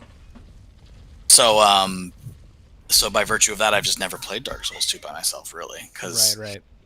You know, I'd have to kind of go into it with the intention of only playing alone. See, I played vanilla Dark Souls 2 largely by myself because that was still, when it came out, I still didn't have any actual friends who were into these games. So I actually remember it came out on console before PC, and I knew I wanted it on PC, but I didn't want to wait, so I rented it for the Xbox and just played with randos and got as far as I could. And those were some lovely co-op experiences, you know, because everybody was excited and figuring it out together, and like, oops, right, the giant ball of skeletons. Yeah, I should remember that. Lauren really enjoys the out of context comments sometimes. I mean, you can see it was an accurate description. Yeah, can we have 2 cuts when you put these up? One with our conversations and one with just zero context comments? Yes, no, totally. But yeah, I mean, like, so Dark Souls 2 is confounding. You know, and that's partly because it's a little bit messier than the rest of them. I find it really genuinely kind of fascinating because, like, these games are a little vague in their storytelling. Hot take. But when you do that, part of the contract you're making with the player is that you're not going to bullshit them. Right. You know, that there is some kind of answer if you look hard enough. And Dark Souls 2, like, a little bit breaks that contract. John Gall. Oh, come on, bro. Can he get to us? I mean, honestly, there's more space down here to fight, so we may as well go, because he can get to us. Okay. He can go the way of Henri and just find us anyway. I'm just not loving the Ayn Rand based name. Yeah, we've had some good ones up to this point. Yeah. I'm not gonna lie though, I did not get the reference. I was like, I don't read Ayn Rand. Well, good. I mean, you know. Just real quick. John Galt is from Atlas Shrugged. Who is John Galt is a like phrase when all the, oh my god, just even describing the premise of this book, when all the productive, you know, millionaires, billionaires decide they're going to leave society because they're sick of being exploited, not appreciated. I don't know, but they all go away to a utopia, and John Galt is like the first one who disappeared, and he's like he's the Andrew Ryan of that society. She's a terrible writer. Besides being... Oh, okay. John Galt has died. I don't. It said Dark Spirit destroyed. Does that message always pop up? Am I just like immune to that now? I don't remember ever seeing that. That would only happen if he died. Maybe he jumped off something. But I feel like even when we like duel, it doesn't say like Dark Spirit destroyed. Oh, that's a right? good point. There's no way there's an NPC called John Galt. I mean, no, like that wasn't what I was implying at all. I was just more curious, like, if there's a certain context to like what just happened. No, I think Dark Spirit Destroyed happens whenever you kill an invader. We have footage to check. I think we're usually just thinking about other things when it happens, like basking Really in our funny. victory or mourning our defeat. But anyway, I guess he wasn't such a genius. The common skeletons rose up. Yeah, I mean, don't read Ayn Rand. It's bad and it's not worth it. But I mean, like, it is very influential to a lot of people, you know. Dumb people, yes, but dumb, powerful people. Like people like Ted Cruz, you know, like those kind of people. Isn't Marco Rubio an Ayn Rand guy? I assume Because capitalism, like I don't understand. Rand Paul, I think. There's just a certain kind of like I get it as an angry teenager. I mean, I read The Fountainhead. It didn't become my entire political identity, but I read it. So remember to dodge because there's a ballast. So this is ballista. Oh right. God. So the other thing you were mentioning 3 at a is time. Like, why this one might not stick quite as much for a person who's played Dark Souls 1. It's worth mentioning a lot of these are like remixed or fully realized versions of areas from Dark Souls 1. Oh yeah, I mean most definitely. So it's hard because there's like kind of a big blank. Oh my God, swamp in Dark Souls 1. So to have like a really cool fire swamp with a giant pain worm, it feels a little bit like if you can make your way to me, ideally, and then remember it's in 3, so if you need to take an Estus, take an Estus. And then I'm going to get to the safe zone where you will not get hit by the arrows and where they will hopefully kill this worm for us. While we wait, I'm going to have a good toast. Is there room for both of us in the safe zone? Oh, yeah.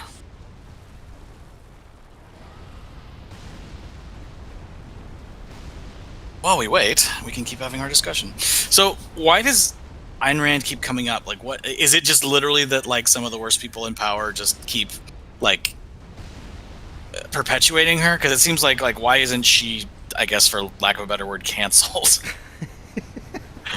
Because it seems fascinating to me. It seems like fascinating to me that like because I only ever hear these very. I mean, the thing is I'm trying to think like how to say this. The content of her books is not disputed. Like people who dislike her and like her give me the same information. Right. True. So I don't understand why. Like, because whether you like it or not, we can usually agree when things are like terrible. I'm gonna go back to Zuko for 1 second because boy do I not check the chat often. Because Ian put it really well. He said, "What's great about Zuko is he gets what he wants and finds out that it sucks." That's a really good point very too. Succinct. But yes, the thing with Ayn Rand. There you go. To go back to Sasuke real quick about how they did it poorly. He gets what he wants and also finds that it sucks, but also it further motivates him to be a shitty person. So, so really, he just shouldn't have been redeemed. Yeah, that's weird. But yeah, I mean, that's okay. Last point, because I did forget this. The other thing that's terrible, just from a more personal, philosophical perspective, is the character that has a crush on Sasuke from the very beginning of the series. Sees those feelings through to the end, even though he's literally like tried to kill her like twice and is abusive and mean to her, and it's that shitty manga thing where it translates as like, oh, he actually just really liked her in the end. Good lord. Or like good on her for never her feelings never wavering because now he reciprocates them. It's really infuriating to me. Yeah, that's a bad trope. I don't want to lose this point about Atlas Shrugged though, because there might be... Yeah, let's continue. Yeah. So, I think the ostensive point of philosophy, political philosophy, whatever kind of philosophy, is to think new thoughts and challenge what you believe. But of course, the most seductive thing in the world is to have like a smart sounding reason to keep doing whatever you were already doing. Oh wait, sorry, real quick. Oh, okay, I'm getting a little distracted here. By what? You keep so if you want to just take care of the Henri Horus thing, we should go do that first. Oh, okay. Before we forget. But yeah, so like that's why Ayn Rand is popular, because there's a certain kind of rich shitty kid or rich shitty adult kid who Watch for the ballista. believes completely in capitalism. And is just kind of looking for a retrofitted reason why that is objectively correct. And Ayn Rand provides that, as long as you don't notice that it's obviously dumb and wrong, and also bad writing. Yeah, and also, I mean, as far as Ayn Rand getting canceled, there's also a ton of rape in those books. Whoa. Well, because it's that thing of like Frank Miller drifts into this too. Even the thing of like, you know, like, well, women respect strength. You know what I mean? Like, it's that thing of like, oh god. Yeah, it's that trope. I mean, and to be fair, that trope exists in Like, all kinds of. Speaking of someone who is canceled, it's like that Louis C.K. thing where he talked about that one girl he dated where he thought it was going to go somewhere and it didn't, so it just fizzled out. And then when he talked to her later, she expressed that she was just sort of disappointed he didn't push it more.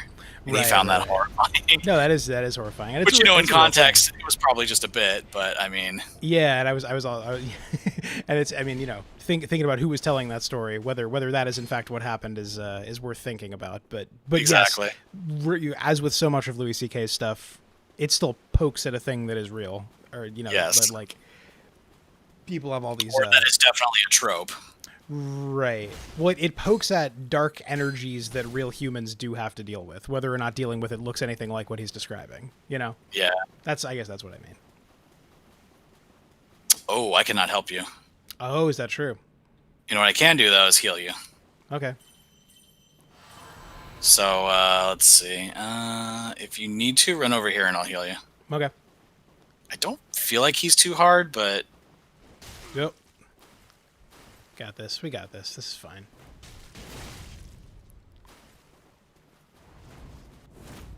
He's about to get a lot more hushed. Poor guy. Yeah, he's had a bad day at work. So I think the implication, if we're kind of getting back to the game and lore a little bit, is that he's gone hollow at this point. Yes, like, for sure.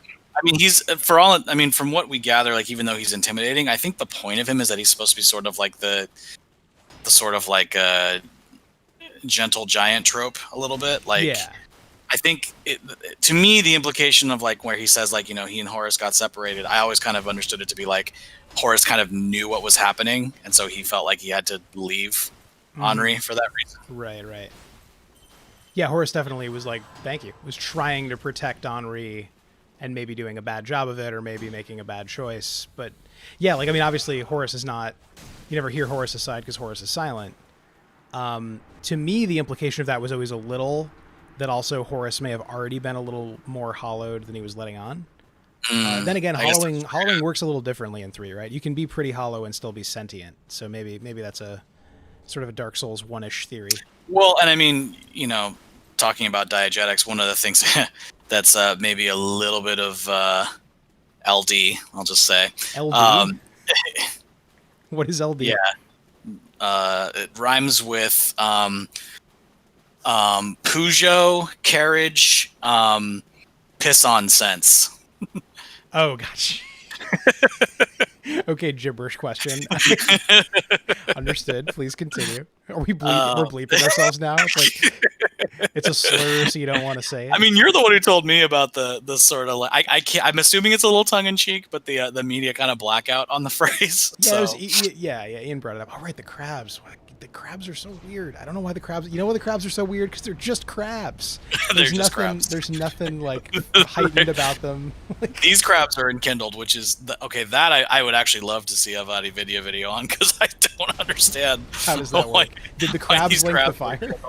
Yeah, I mean, maybe. I don't. Do you want to run back up and talk to your boy real quick? Yeah, probably. I mean, Horus seems to be. I mean, Sorig seems to be pretty cool, just chilling here waiting for us. So I don't know what happens if we leave the area. It's a slight bummer that they have both genders for Henri, but it's totally like heteronormative. Like it would have been Yeah, I mean easy. it's particularly funny because like what is the marriage even really like? Right, right. Like Well, it would have been such a cool thing to have, to have that weird marriage potentially be a gay marriage. Like that's just like, weird inclusive fantasy. Why not? I guess it would have made it weirder, yeah, which would have been better. to your point, yeah, Oh, like you're so left. what does marriage even mean in that context?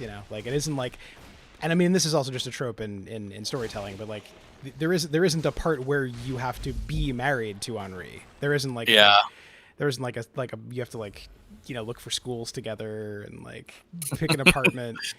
yeah, Like the wedding is just kind of this weird standalone thing. So yeah, I mean it would have been cool if they had opened it up, but yeah. And I mean, because like and Japanese culture. yeah. Oh, god, Sure. yeah. No, I was just gonna say like if they Oh, maybe you can't get back. oh interesting. Oh, I can climb. No, but I mean the bridge is down now. Oh, that's interesting. Oh wait, no, you totally can. Yeah, you totally Okay. can. Okay. We just might have to deal with the skeletons, which I guess I'll do while you talk to Henri. Yeah, because I mean, like Yeah, ostensibly, like if they had just made, let's say, a woman Henri, then that would have been less work. You know what I mean? And if it was just like, yeah. who, but having made both, why not Oh, open it up? Oh yeah. wait. I thought there was a way to get back. Maybe not. Do we have to warp? Will she disappear if we warp? No. She'll still be there. But I'm just wondering. It means you have to reset the area. Which It let's see. We might. killed the worm, who's permadead. If we kill You'd have to use the black separation crystal for Zorig, but I mean that's. if we kill the demon down there, will she disappear, or does she stay until Counselor Villager, whatever his name is dead? Well, there's just that. So the smoldering lake is huge. By the way, I don't know if you remember that. So that's why I just wasn't sure if you wanted to just take care of this, so you don't have to think about it. I'll just die. Like it's not that hard to get back to where we were, and we got that other bonfire. So, tally ho! Oh hey, what's up, Horace? And then just reset the area. Okay. You could just probably use a homeward bone, and then go back to the Carthus. I can't use a homeward bone because I got black separation crystal. Yeah, I know what you meant. But what was I gonna say? I guess I can spend some of these souls I have. So the best metaphor I have found for Japanese gender. I'm just gonna say, Ian also said, the blood oath is broken. The best metaphor, like working metaphor I've seen for Japanese stuff is like Ranma One Half, which I mean I don't know if I've mentioned it on any of our podcasts. You definitely haven't mentioned it in this Dark Souls stream, so yeah. So to anyone who doesn't know, it's a I would argue a great manga comic, if for no other reason it's a great relic of 80s manga by Rumiko Takahashi, and it also is an interesting kind of study on gender roles in Japanese culture and how oddly multi-dimensional it is, and I think mostly on accident. I mean, I don't really know what Rumiko Takahashi's like personal political leanings are, but it seems to be sort of based in the idea of treating gender as mostly humorous, but also there's some sort of very accidental progressive ideas in the comic, and there's also just as much like weird sort of maybe like insensitive stuff. We so should it's say very the whole premise is Ranma is a character who can swap sexes. right. Exactly. Not at will, but when splashed with water, right? So like frequently. Yes, exactly. Yeah. And so it's a very strange. It has a strange relationship, like I said, in that way to the Japanese politics, which I know that there is a LGBTQ movement there, but I also know that, like, especially in Tokyo, it's more conservative, and I don't have a really clear indication of LGBTQ plus visibility there. I think it's changing.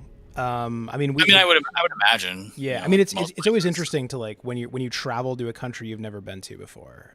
For context, for anybody who doesn't know, Lauren and I went to Japan for the first time right before the world went crazy, like late last year.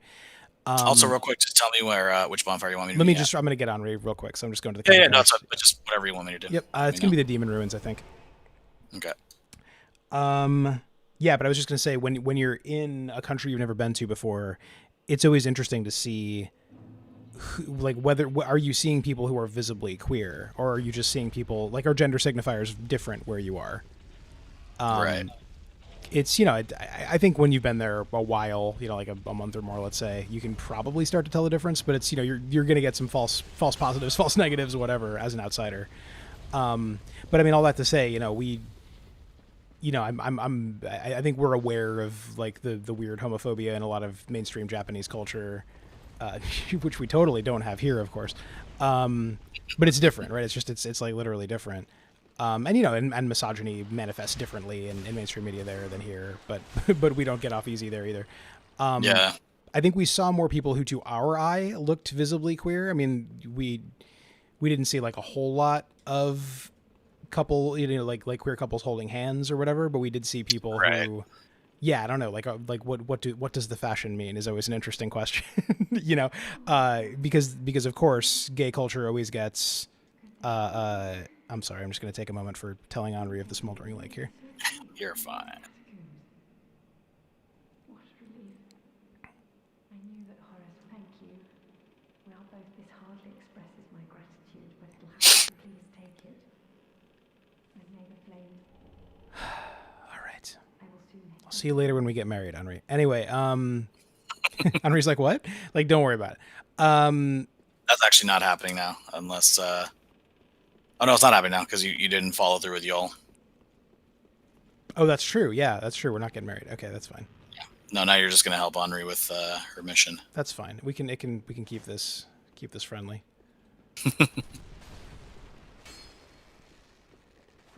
That's right. It's the Yol path where you get the weird, because it's like a undead, like a hallowed ritual thing. That's right. Mm-hmm. Yep. What were we talking about? Oh, wait, yeah, the weird. So Ranma One Half, right? Like has like the premise of the show, and I assume the manga, although I haven't read it, is premised on quick gendered jokes, right? Like that's the whole idea. But you're saying that like it accidentally hits on some progressive stuff about like the fluidity of those categories. Right there. I mean, the two best examples, just as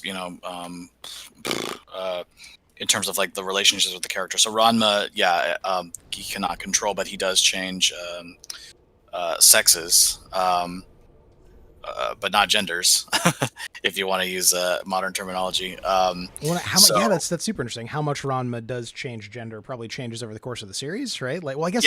Yeah, I would argue. Yeah, I mean, so some of the big standouts are like the character Ryoga, his rival, who when he first meets Ranma, remembers that Ranma is a guy he went to, an all boys school with, and so. Ranma is a very he has no scruples as a fighter, which is kind of fun about the character. Like, again, accidental, like, themes here. He's as fluid in his his fighting style as he is in his sex gender, arguably. And so Ranma exploits that constantly. Like he will fool Ryoga with his girl form constantly to mess with him, or he will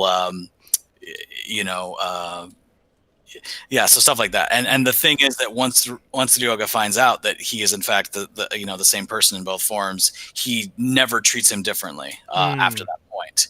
He will actually like beat up on female Ranma, like if it calls for that. And then the inverse of that is the character Shampoo, who has a sworn blood oath against Ranma's female form. She has to kill her to retain her honor, and then she has to marry Ranma to retain her honor, because she loses in a fight to Ranma in both forms. And then once she finds out that he is in fact a guy, she also never treats him any differently after that. Like, she's constantly affectionate with him regardless of what form he's in. It doesn't matter. And then like one of the bigger plot points, spoiler I guess, if you ever want to read this old comic, is that his father swore to his mother that she would raise him, that he would raise him to be a man amongst men, and obviously with his curse that's called into question. And there's I'm going to heal you, by the way. Oh yeah. And then there's a question of whether or not she would actually make them follow through with seppuku, which was what he said they would do if he was not a. I think Sorg might just be going ham. I mean, that's fine. It's fine. Am I missing important items if we follow? I mean, we'll eventually work our way through the areas. I was just thinking, like, I guess we're doing this now. Anyway, so that's a long-running thing throughout the series, and by the end of it, the resolution is that he does all this stuff to save his mother's life, and she's holding him in his girl form, and she just says, like, this child is a man. And again, there's that's sort of simultaneously sweet and maybe a little problematic. Yeah, huh? And it addresses sort of, but what it's supposed to be addressing is this issue of gender. Like what it's not saying, but I think is trying to say is she sees Ranma for who he is, right. regardless of what form he's in, and that's kind of why I sort of love the series. I don't know that I would defend it to anyone who finds that kind of stuff problematic, regardless of whether or not it's a relic of its time. That's totally reasonable. Mm-hmm. All I'm saying is that it's just fascinating the way in which the series works, kind of like in spite of itself, I guess. Right. There's a lot to love there that I don't think the author intended, although I'd be curious to see what sort of interview someone would give with a LGBTQ progressive position who was interviewing her and had questions for her about it. So yeah. And that's a long way to say, what were we talking about? when was well, we were talking about Henri, and then that got into like weird notions of heteronormativity in Japanese media. When was Ranma 1/2 the anime on? I believe the late 80s into the early 90s. Because another thing Lauren and I watched not too long ago was all of Sailor Moon. And it I think the comics and the shows ran around the same time. Sailor Moon was maybe like a little bit earlier. Yeah, we did miss some items up here, by the way. Okay. If we want to, because this there. Oh, sorry. Right behind you. Sure we are. Yeah, because that show has a lot of stuff about like gender and sexual, like gender fluidity, especially in like the last season, which I guess had never really fully come out in the U.S. There is now a dub of it for the first time for those interested. A dub? Yeah. Well, because Viz... Do you use the original cast, or is it just sort of jarring? It is not the original cast. It is the new cast that Viz got together to redub the whole thing. Because the original dub is iffy in multiple ways. It's super censored. Right? Like, they just outright change stuff. They say that, the two characters who are definitely... Haruka and... what was her name? Michiru? Michiru, yeah. Yeah, they're cousins. They're cousins. Yeah, that's ludicrous, right? Because in fact, like in the original text and in the new translation as well, it reflects this better. They, not only are they explicitly a couple, but they have like a great love that gives them power, the same as Usagi and Mamoru. Oh shoot, there's two of these guys. Whoop. Oh boy, I'm sorry, I might have overcommitted. I can get this one. I got one. All right, cool, we're good.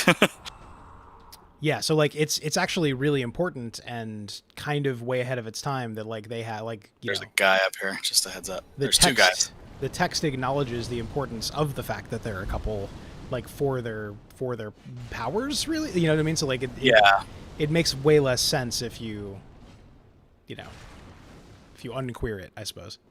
I should go and see, like, now that I think about it, I forget the author's name. I all I can remember about her is that she's married to Yoshihiro Togashi, the guy who did like Yu Yu Hakusho and Hunter x Hunter. This is the author of Ranma or of Sailor Moon? No. Sorry, the author of Sailor Moon is married to the author of some other famous comics.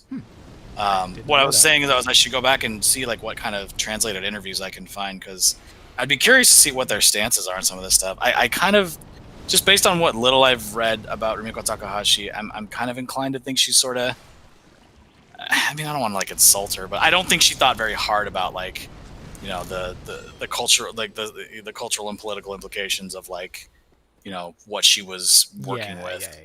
Yeah. In particular, just because like she doesn't even really ever end her series. They just kind of missed that. Looks like you didn't make it. I didn't. Now I'm fighting some boys. Yeah, so you ever seen Tootsie? I have not. I am familiar with it, though. Yeah, so there was a musical of it last season on Broadway.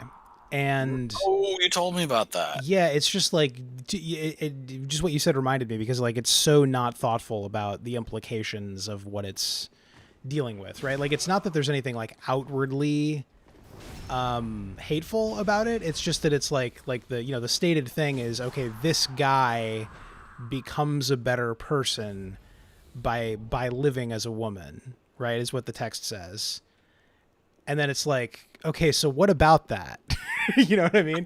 Like, Yeah. like it just makes me want to take out my like English teacher red pen or whatever, because it's like, so then what does that say about his identity? Like, what the show says, and I'm gonna speak of the show, not the movie. Is that, you know, when he is in his you know, persona, he is lying, right? Like, that is a deceit. Yeah. Which is like a very shitty thing. Like, it obviously plays into like really transphobic tropes. You know, so like, I don't know, maybe I'm wrong to say it's not outwardly transphobic. Maybe that makes it very outwardly transphobic. But it's like, it isn't. There's nothing mean-spirited about it. It just literally has never thought about it, you know? Yeah. And like, that's where all the Insidious stuff comes from. I mean, that's why I'm saying, like, Ranma exists in this really interesting way. Like, it's sort of like it's not death of the author exactly, because like, to anyone who likes other things, you should check out Lindsay Ellis. She did a recent thing on to anyone who likes other things, you should check a thing. If you like things, check out this person. To anyone who likes discourse about some of the stuff we've been talking about, in particular, like you know, authorial intent, and you know, sort of like you know, what the work says about certain things, like, you know, gender relations. And you should check out Lindsay Ellis recently did a little hot take on what's been going on with J.K. Rowling, which, if you're not familiar, the author of Harry Potter has just been basically punching down a lot for, I guess, reasons. I mean, yeah, I mean, it's partly a cultural thing, and this is not to forgive it or excuse it in any way, but it's like out and out transphobia is just way more normal in the UK than it is here. Like it's way less taboo, or like it's way less likely to hurt you in your career, I suppose, because it seems to happen a lot among British celebrities. To be clear, yeah, I shouldn't say clear, but to be honest, I don't really know much about British celebrities and their weird stuff about that. So, well, the whole you know, the internet's H Bomber guy, when he did that whole thing with the Donkey Kong stream to raise money for mermaids, that one UK charity, that was because Graham Linehan, is that how you say his name? One of the showrunner for Father Ted. I mean, he goes on weird transphobic rants all the time. I think he's now been banned from Twitter, so maybe I should be speaking in past tense, because if you're not on Twitter, you don't exist. But you know, like there is this weird genre of British, like older British celebrity who just gets bored and becomes incredibly transphobic, I guess out of boredom. It's a very weird thing. Because I mean, again, not that we don't have bigoted celebrities here, we very much do, but it's like, you know, it's a cornucopia of bigotries. It's not any one thing. There, it's just like transphobia specifically seems to be incredibly normalized. Yeah, I do not know enough about it to say where it comes from, but it's definitely an observable phenomenon. That is strange. Yeah, and again, that's in no way to say, well, she's a woman of her generation, what do you expect? Like, she's, you know, she's an asshole, but she's an asshole in a way that is not unique to her, you know? Right. Oh, and so what I was going to say is, so the interesting thing is, like, so in the case of Ranma One Half, it's, you know, whether or not she intended a lot of the stuff that I'm talking about, what makes the series so interesting to me is that, you know, whether she meant to or not, that stuff is in there. So right. I wouldn't say that I'm trying to disavow her, because I don't really know what her position is, but I know that the work she created is definitely, you know, positive in a lot of ways and kind of negative and dated in a lot of ways. So it's just that's the part that's kind of fascinating. Yeah. Well, it's like, I think when you're talking about authorial intent, oh, cool, I got the tome. When you're talking about authorial intent, I think too often we get into this dumb thing where it's like, do we get to keep liking this author or not? Like, are they woke? Yeah. Did they already have all the correct opinions for 2020 in 1980 or 1840 or whatever? And I think that's just like a bit misguided, right? And B, just kind of not that interesting. You know, like I think if you're going to learn about different times and different ways of thinking, and if you're going to read anything from more than 5 years ago, you've got to accept that, like, people saw the world very differently, and without in any way excusing it or thinking it's okay for them to have had whatever bigotries they've had, you have to sort of accept it on its own terms, in the sense of trying to understand where it's actually coming from, rather than trying to fit it into some kind of mold that you would want a modern author to fit into. Does that make sense? Right. Like, no, I would agree. Yeah. Like, I mean, there's this article from the Atlantic that I pass around ever so often, because it was the Atlantic, like, keeps their archives from the 1870s and stuff up on their website. It's kind of cool to be able to go back and look at it. But it's about Andrew Johnson, Reconstruction era president who got impeached. And every so often I just revisit it because like the first several paragraphs definitely sound like they could be talking about Trump. Like ludicrously applicable phrases about how like, the president possesses such a combination of defects that he could only have been elevated to this position of which he is not worthy by a visitation of divine providence. This like elevated, like shady language. Yeah. And it's like there's a part of me that wants to be like, oh man, this is such great elevated writing and blah blah blah. But of course, like 9 paragraphs in, it gets totally superfluously racist. In like by way of metaphor, like it says some dumb shit like like Johnson he's like the Aboriginal savage who has to be reminded of the murder he committed yesterday in order to feel good, like just like those weird myths that people made up about indigenous groups. So it's right. like you certainly don't have to like I think there's a certain kind of internet reasonable man who says like, well, if you're going to appreciate the writing, you have to accept the racist shit whole cloth and be okay with it. It's like, well, no. You can know that that's racist and appreciate the good writing. And like, it's not an or, it's an and. Like, this is like we have gotten better as a people, as a society, as a species about some things. And there is value in old writing. You know what I mean? Like both are true. And I think you're totally right that sometimes the value is accidental, right? Like someone hits on something without being sure where it came from, or could they come at it from a weird direction? I mean, a lot of Shakespeare is like that, right? Like, was Shakespeare just like ludicrously ahead of his time with Othello or The Merchant of Venice or whatever, or was it just that this was an author with an insight about human nature who, came to the right answers even if his math was incorrect or something, like it's almost certainly some of both. Yeah, and I mean, it speaks to this idea of like, it's funny you were talking about that, like the value of like older stuff, and I mean, it's funny. I'm thinking now about how the ways in which like our stories often repeat themselves, or at least like thematically, like we've been telling the same story for thousands of years. But even just in terms of like simple aesthetics, like I'm thinking about a very specific comment that. Where are you? I'm gonna do a peel real quick. Okay, yeah.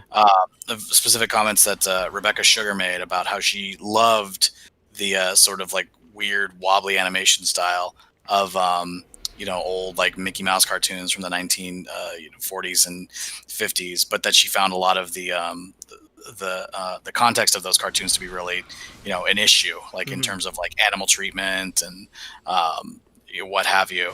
And so that was a big part of her impetus for making Spinel the way that Spinel right. She wanted to kind of bring that the sort of great aesthetics of that artistic style kind of forward into a more progressive era with a more progressive message.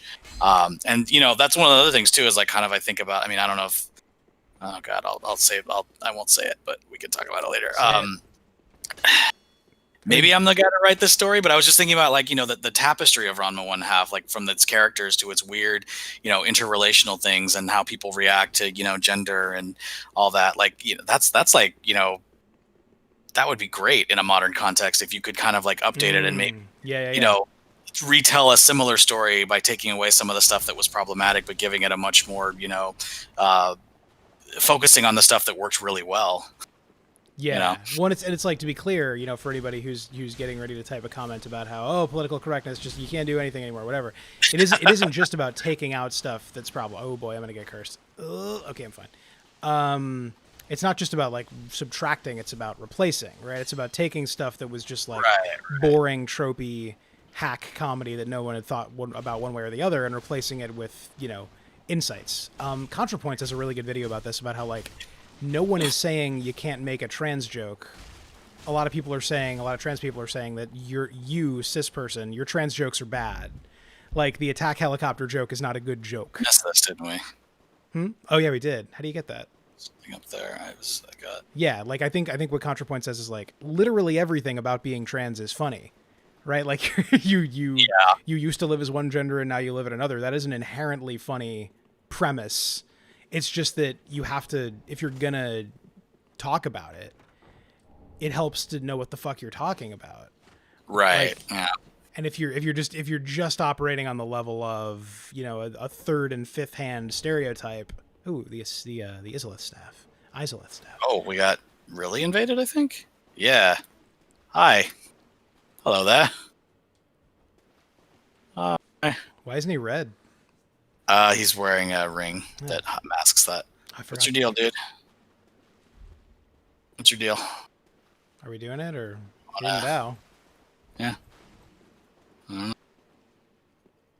You All right. Let's do this thing.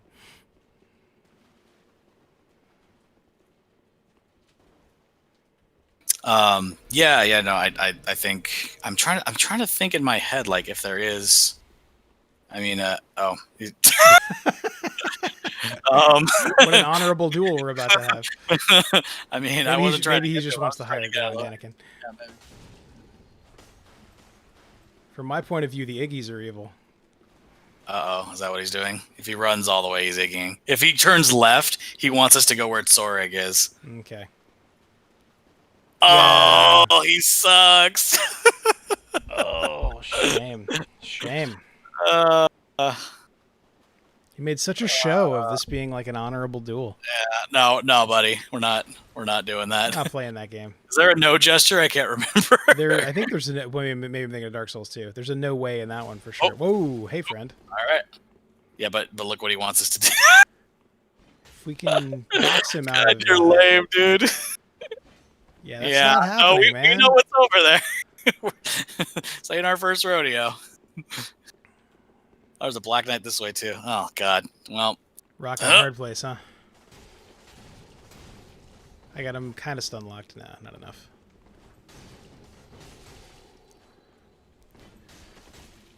Come on. Aw. All right, now we can do it. Hold on. You know what? Oh no. You missed. I missed him. All right, now back up. It's not worth it. All right. He knows exactly what he's doing, and so do we. So, let's go deal with this Black Knight. Black Knight's not going to be super fun. No, but there's two of us, so let's just make quick work.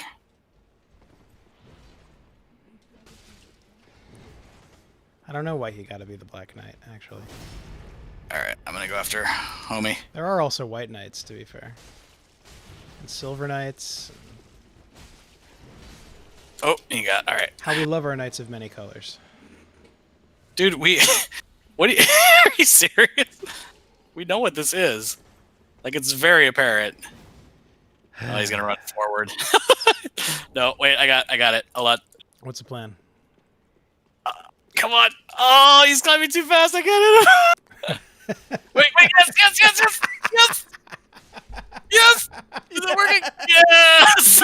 Very nice. He gets the point down. That was stunning. So, to anyone watching, those are the sort of PvP shenanigans that are fun. This is why people say these games are roguelikes, even though they don't have any of the Berlin interpretation. Well, they have a few of them, right? Do you want to go fight Sorig now I think about it? Or should we just... Yeah, sure, why not? We're on a roll. Let's push our luck. Do you know what I mean when I say the Berlin interpretation? I realize this is like an opportunity for a little side topic. No, let's go for it. So this has been a good session. There was a conference about roguelikes in Berlin where a bunch of game designers sat down to decide what a roguelike is or should be. And they came up with, I don't know the number off the top of my head, 11 herbs and spices that some high priority, some low priority, that define like a classical roguelike. Right. There he is. All right, so if my spear does the same thing as last time, it'll just stun lock him, I guess? Oh, no, not that time. You got that poise, boy. Really got that poise. Really got that poise. All right. So some of the things that He's leveled up since last we met. Yeah, really. While we were fighting an Iggy, he was studying the blade. Oh, God. If we knock him into the lava, I've never done that. I don't know if that's... I mean, I'm sure it's possible. I mean, he's about to die, so... All right, that went fine. So some of the things they came up with are things you'd be like turn-based, right? Like things that Dark Souls definitely isn't. And for that matter, that Spelunky definitely isn't, right? But some of the more interesting ones are things like the player character and enemies share properties. You know what I mean? So like in theory, anything that can happen to you can happen to your enemies and vice versa. Right.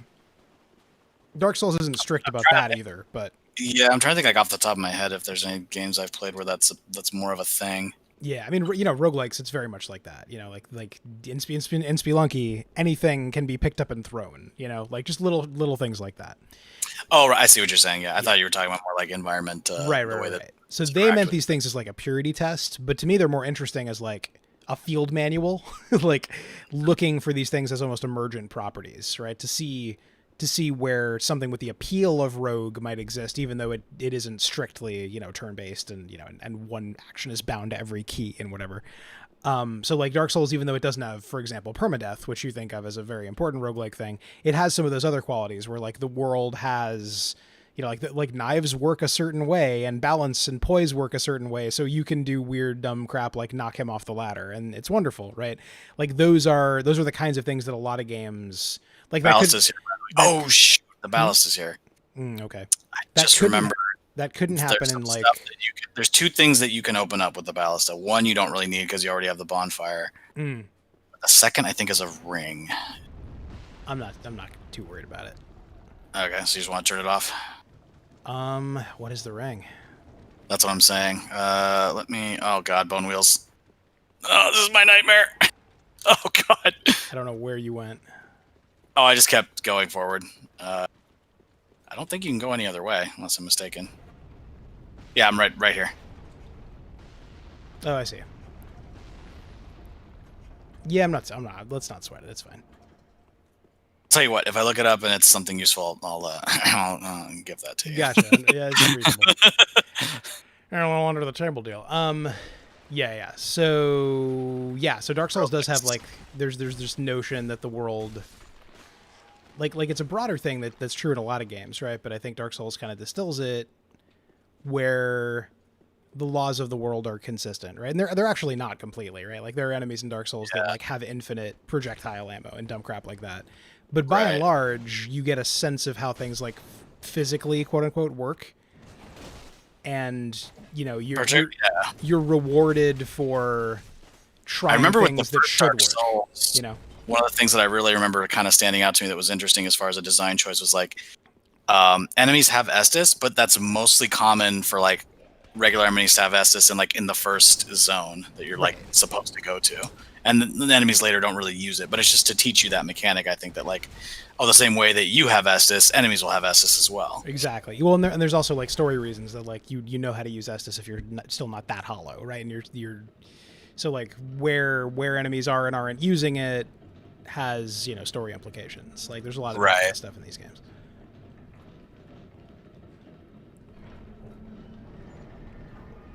Huzzah! Hooray! This Giants really get a bum rap in Dark Souls. Yeah, jeez.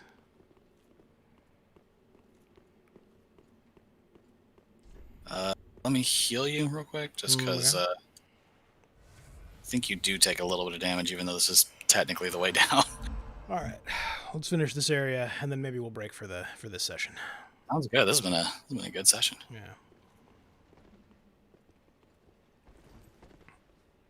This has been what, episode 4, A New Hope? Yeah, I mean this is. No, maybe this is episode 3, Revenge of the Sith, which makes me really glad we did this area. I hate you. What is it? It's a lava planet. You'll be safe there. There's large titanite shards everywhere, as far as I know. I see a few hanging out.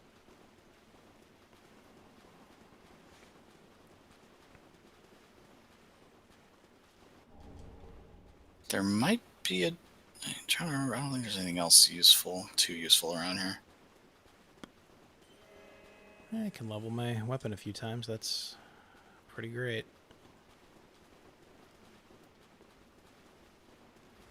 Drink that ashen.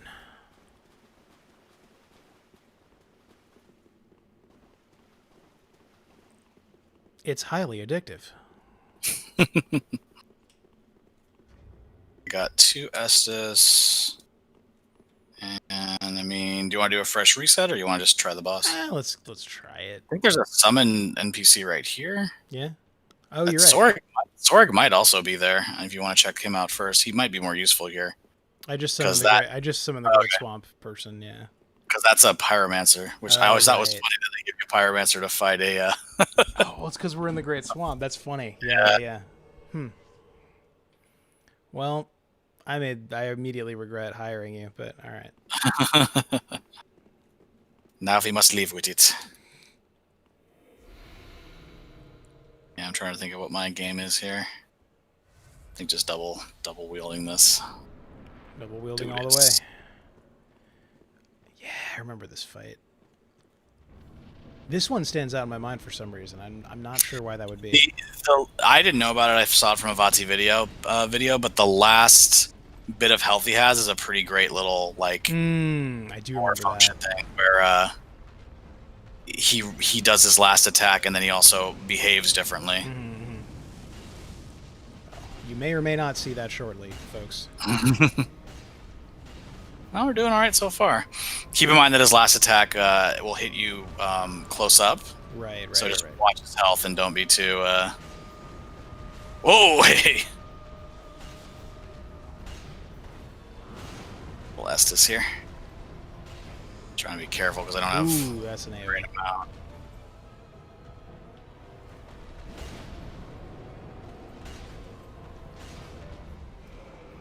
Oh! Ah, dang! I thought I timed that better. God, it feels so nice to have iframes. That is the weirdest thing about Dark Souls 2. You gotta buy your iframes. Even one is like weird as it is, like it's still you learn it, like it's there. Yeah, oh boy, it's counterintuitive where the iframes actually are. That's true. Ooh, that's not what you want. Staggered him, but oh, I got burned. Fire real bad. That.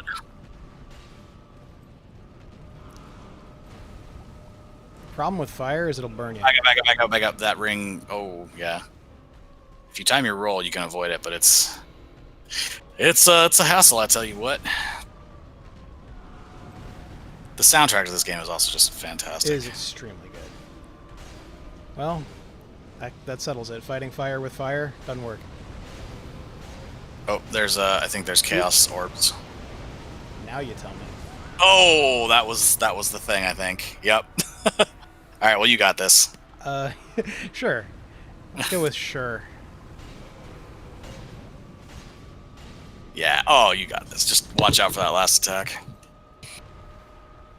So yeah, I don't know if you want to show the viewers, but if you haven't killed him already. I just got hit, but we'll see.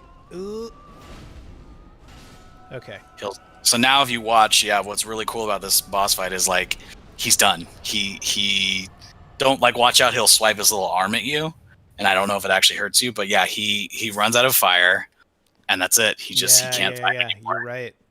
He has no strength to lift his hammer. He's trying to keep you away. It's such a tragic little moment, and like Vativa just says this video, you would totally miss it probably because most of the time you're just like frantically trying to. I was like halfway between there. Like I did take my shot, but like I think folks could see in the footage he wasn't aggressive at that point. Like, and it was and it's like what you realize in that moment is he wasn't going to get aggressive again. Like that was it. Yeah. Good video games. These video games. Yeah, I like them. All right, we're gonna spend some points and then we're gonna break for the night. Sounds good. Oh, I haven't checked the chat. Has Ian been saying witty things? So you don't have a dual monitor setup? I mean, I'm just playing in my living room, so my second monitor is my laptop, and I just forget to look. This is a very casual streaming setup. I don't have like a cool desk, and like I don't know. I'm a simple man. Yeah. These kids with their desks and their ring lights. Ian is definitely the closest we have to a consistent listener. It's true for the streams, yeah.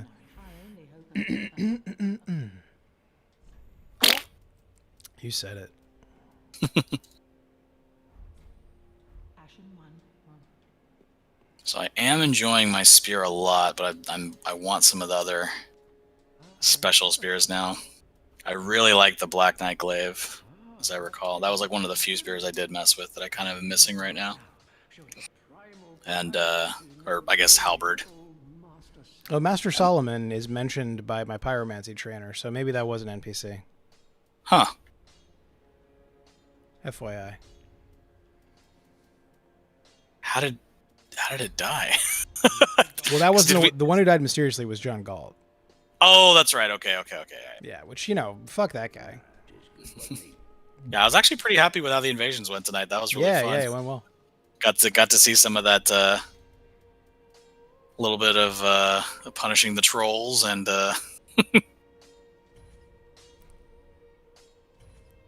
So we got this weapon to plus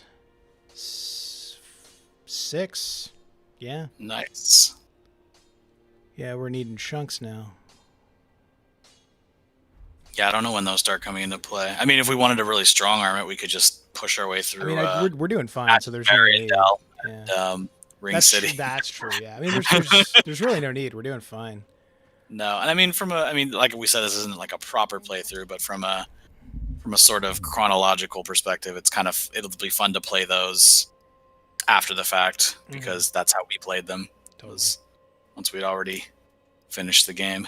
Maybe it's finally time to give myself some goddamn health. And I don't know if I don't know if it's that hard to do. I don't have a ton of experience with like campaign, I guess is what it would be called, or like story DLC. But I do think it was very well done the way that they did the DLCs for these games and how easily you could do it as the last thing or like as an interruption to what you're doing. Like it doesn't feel very disruptive. It's like a whole side thing that plays really well into the end of this game anyway. Yep. Like, no, they're very good at that. I mean, that was the thing, right? Sekiro is the first one since Dark Souls 1 that hasn't had DLC. It's an interesting thing. Bloodborne to me is maybe the best because like the Old Hunters is way harder than especially some of the early stuff. But if you know what you're doing, you can rush it and get some pretty ridiculous weapons early, which is a pretty cool thing. Yeah. So yeah, like you said, it's a movable feast. It can be used in a bunch of different ways.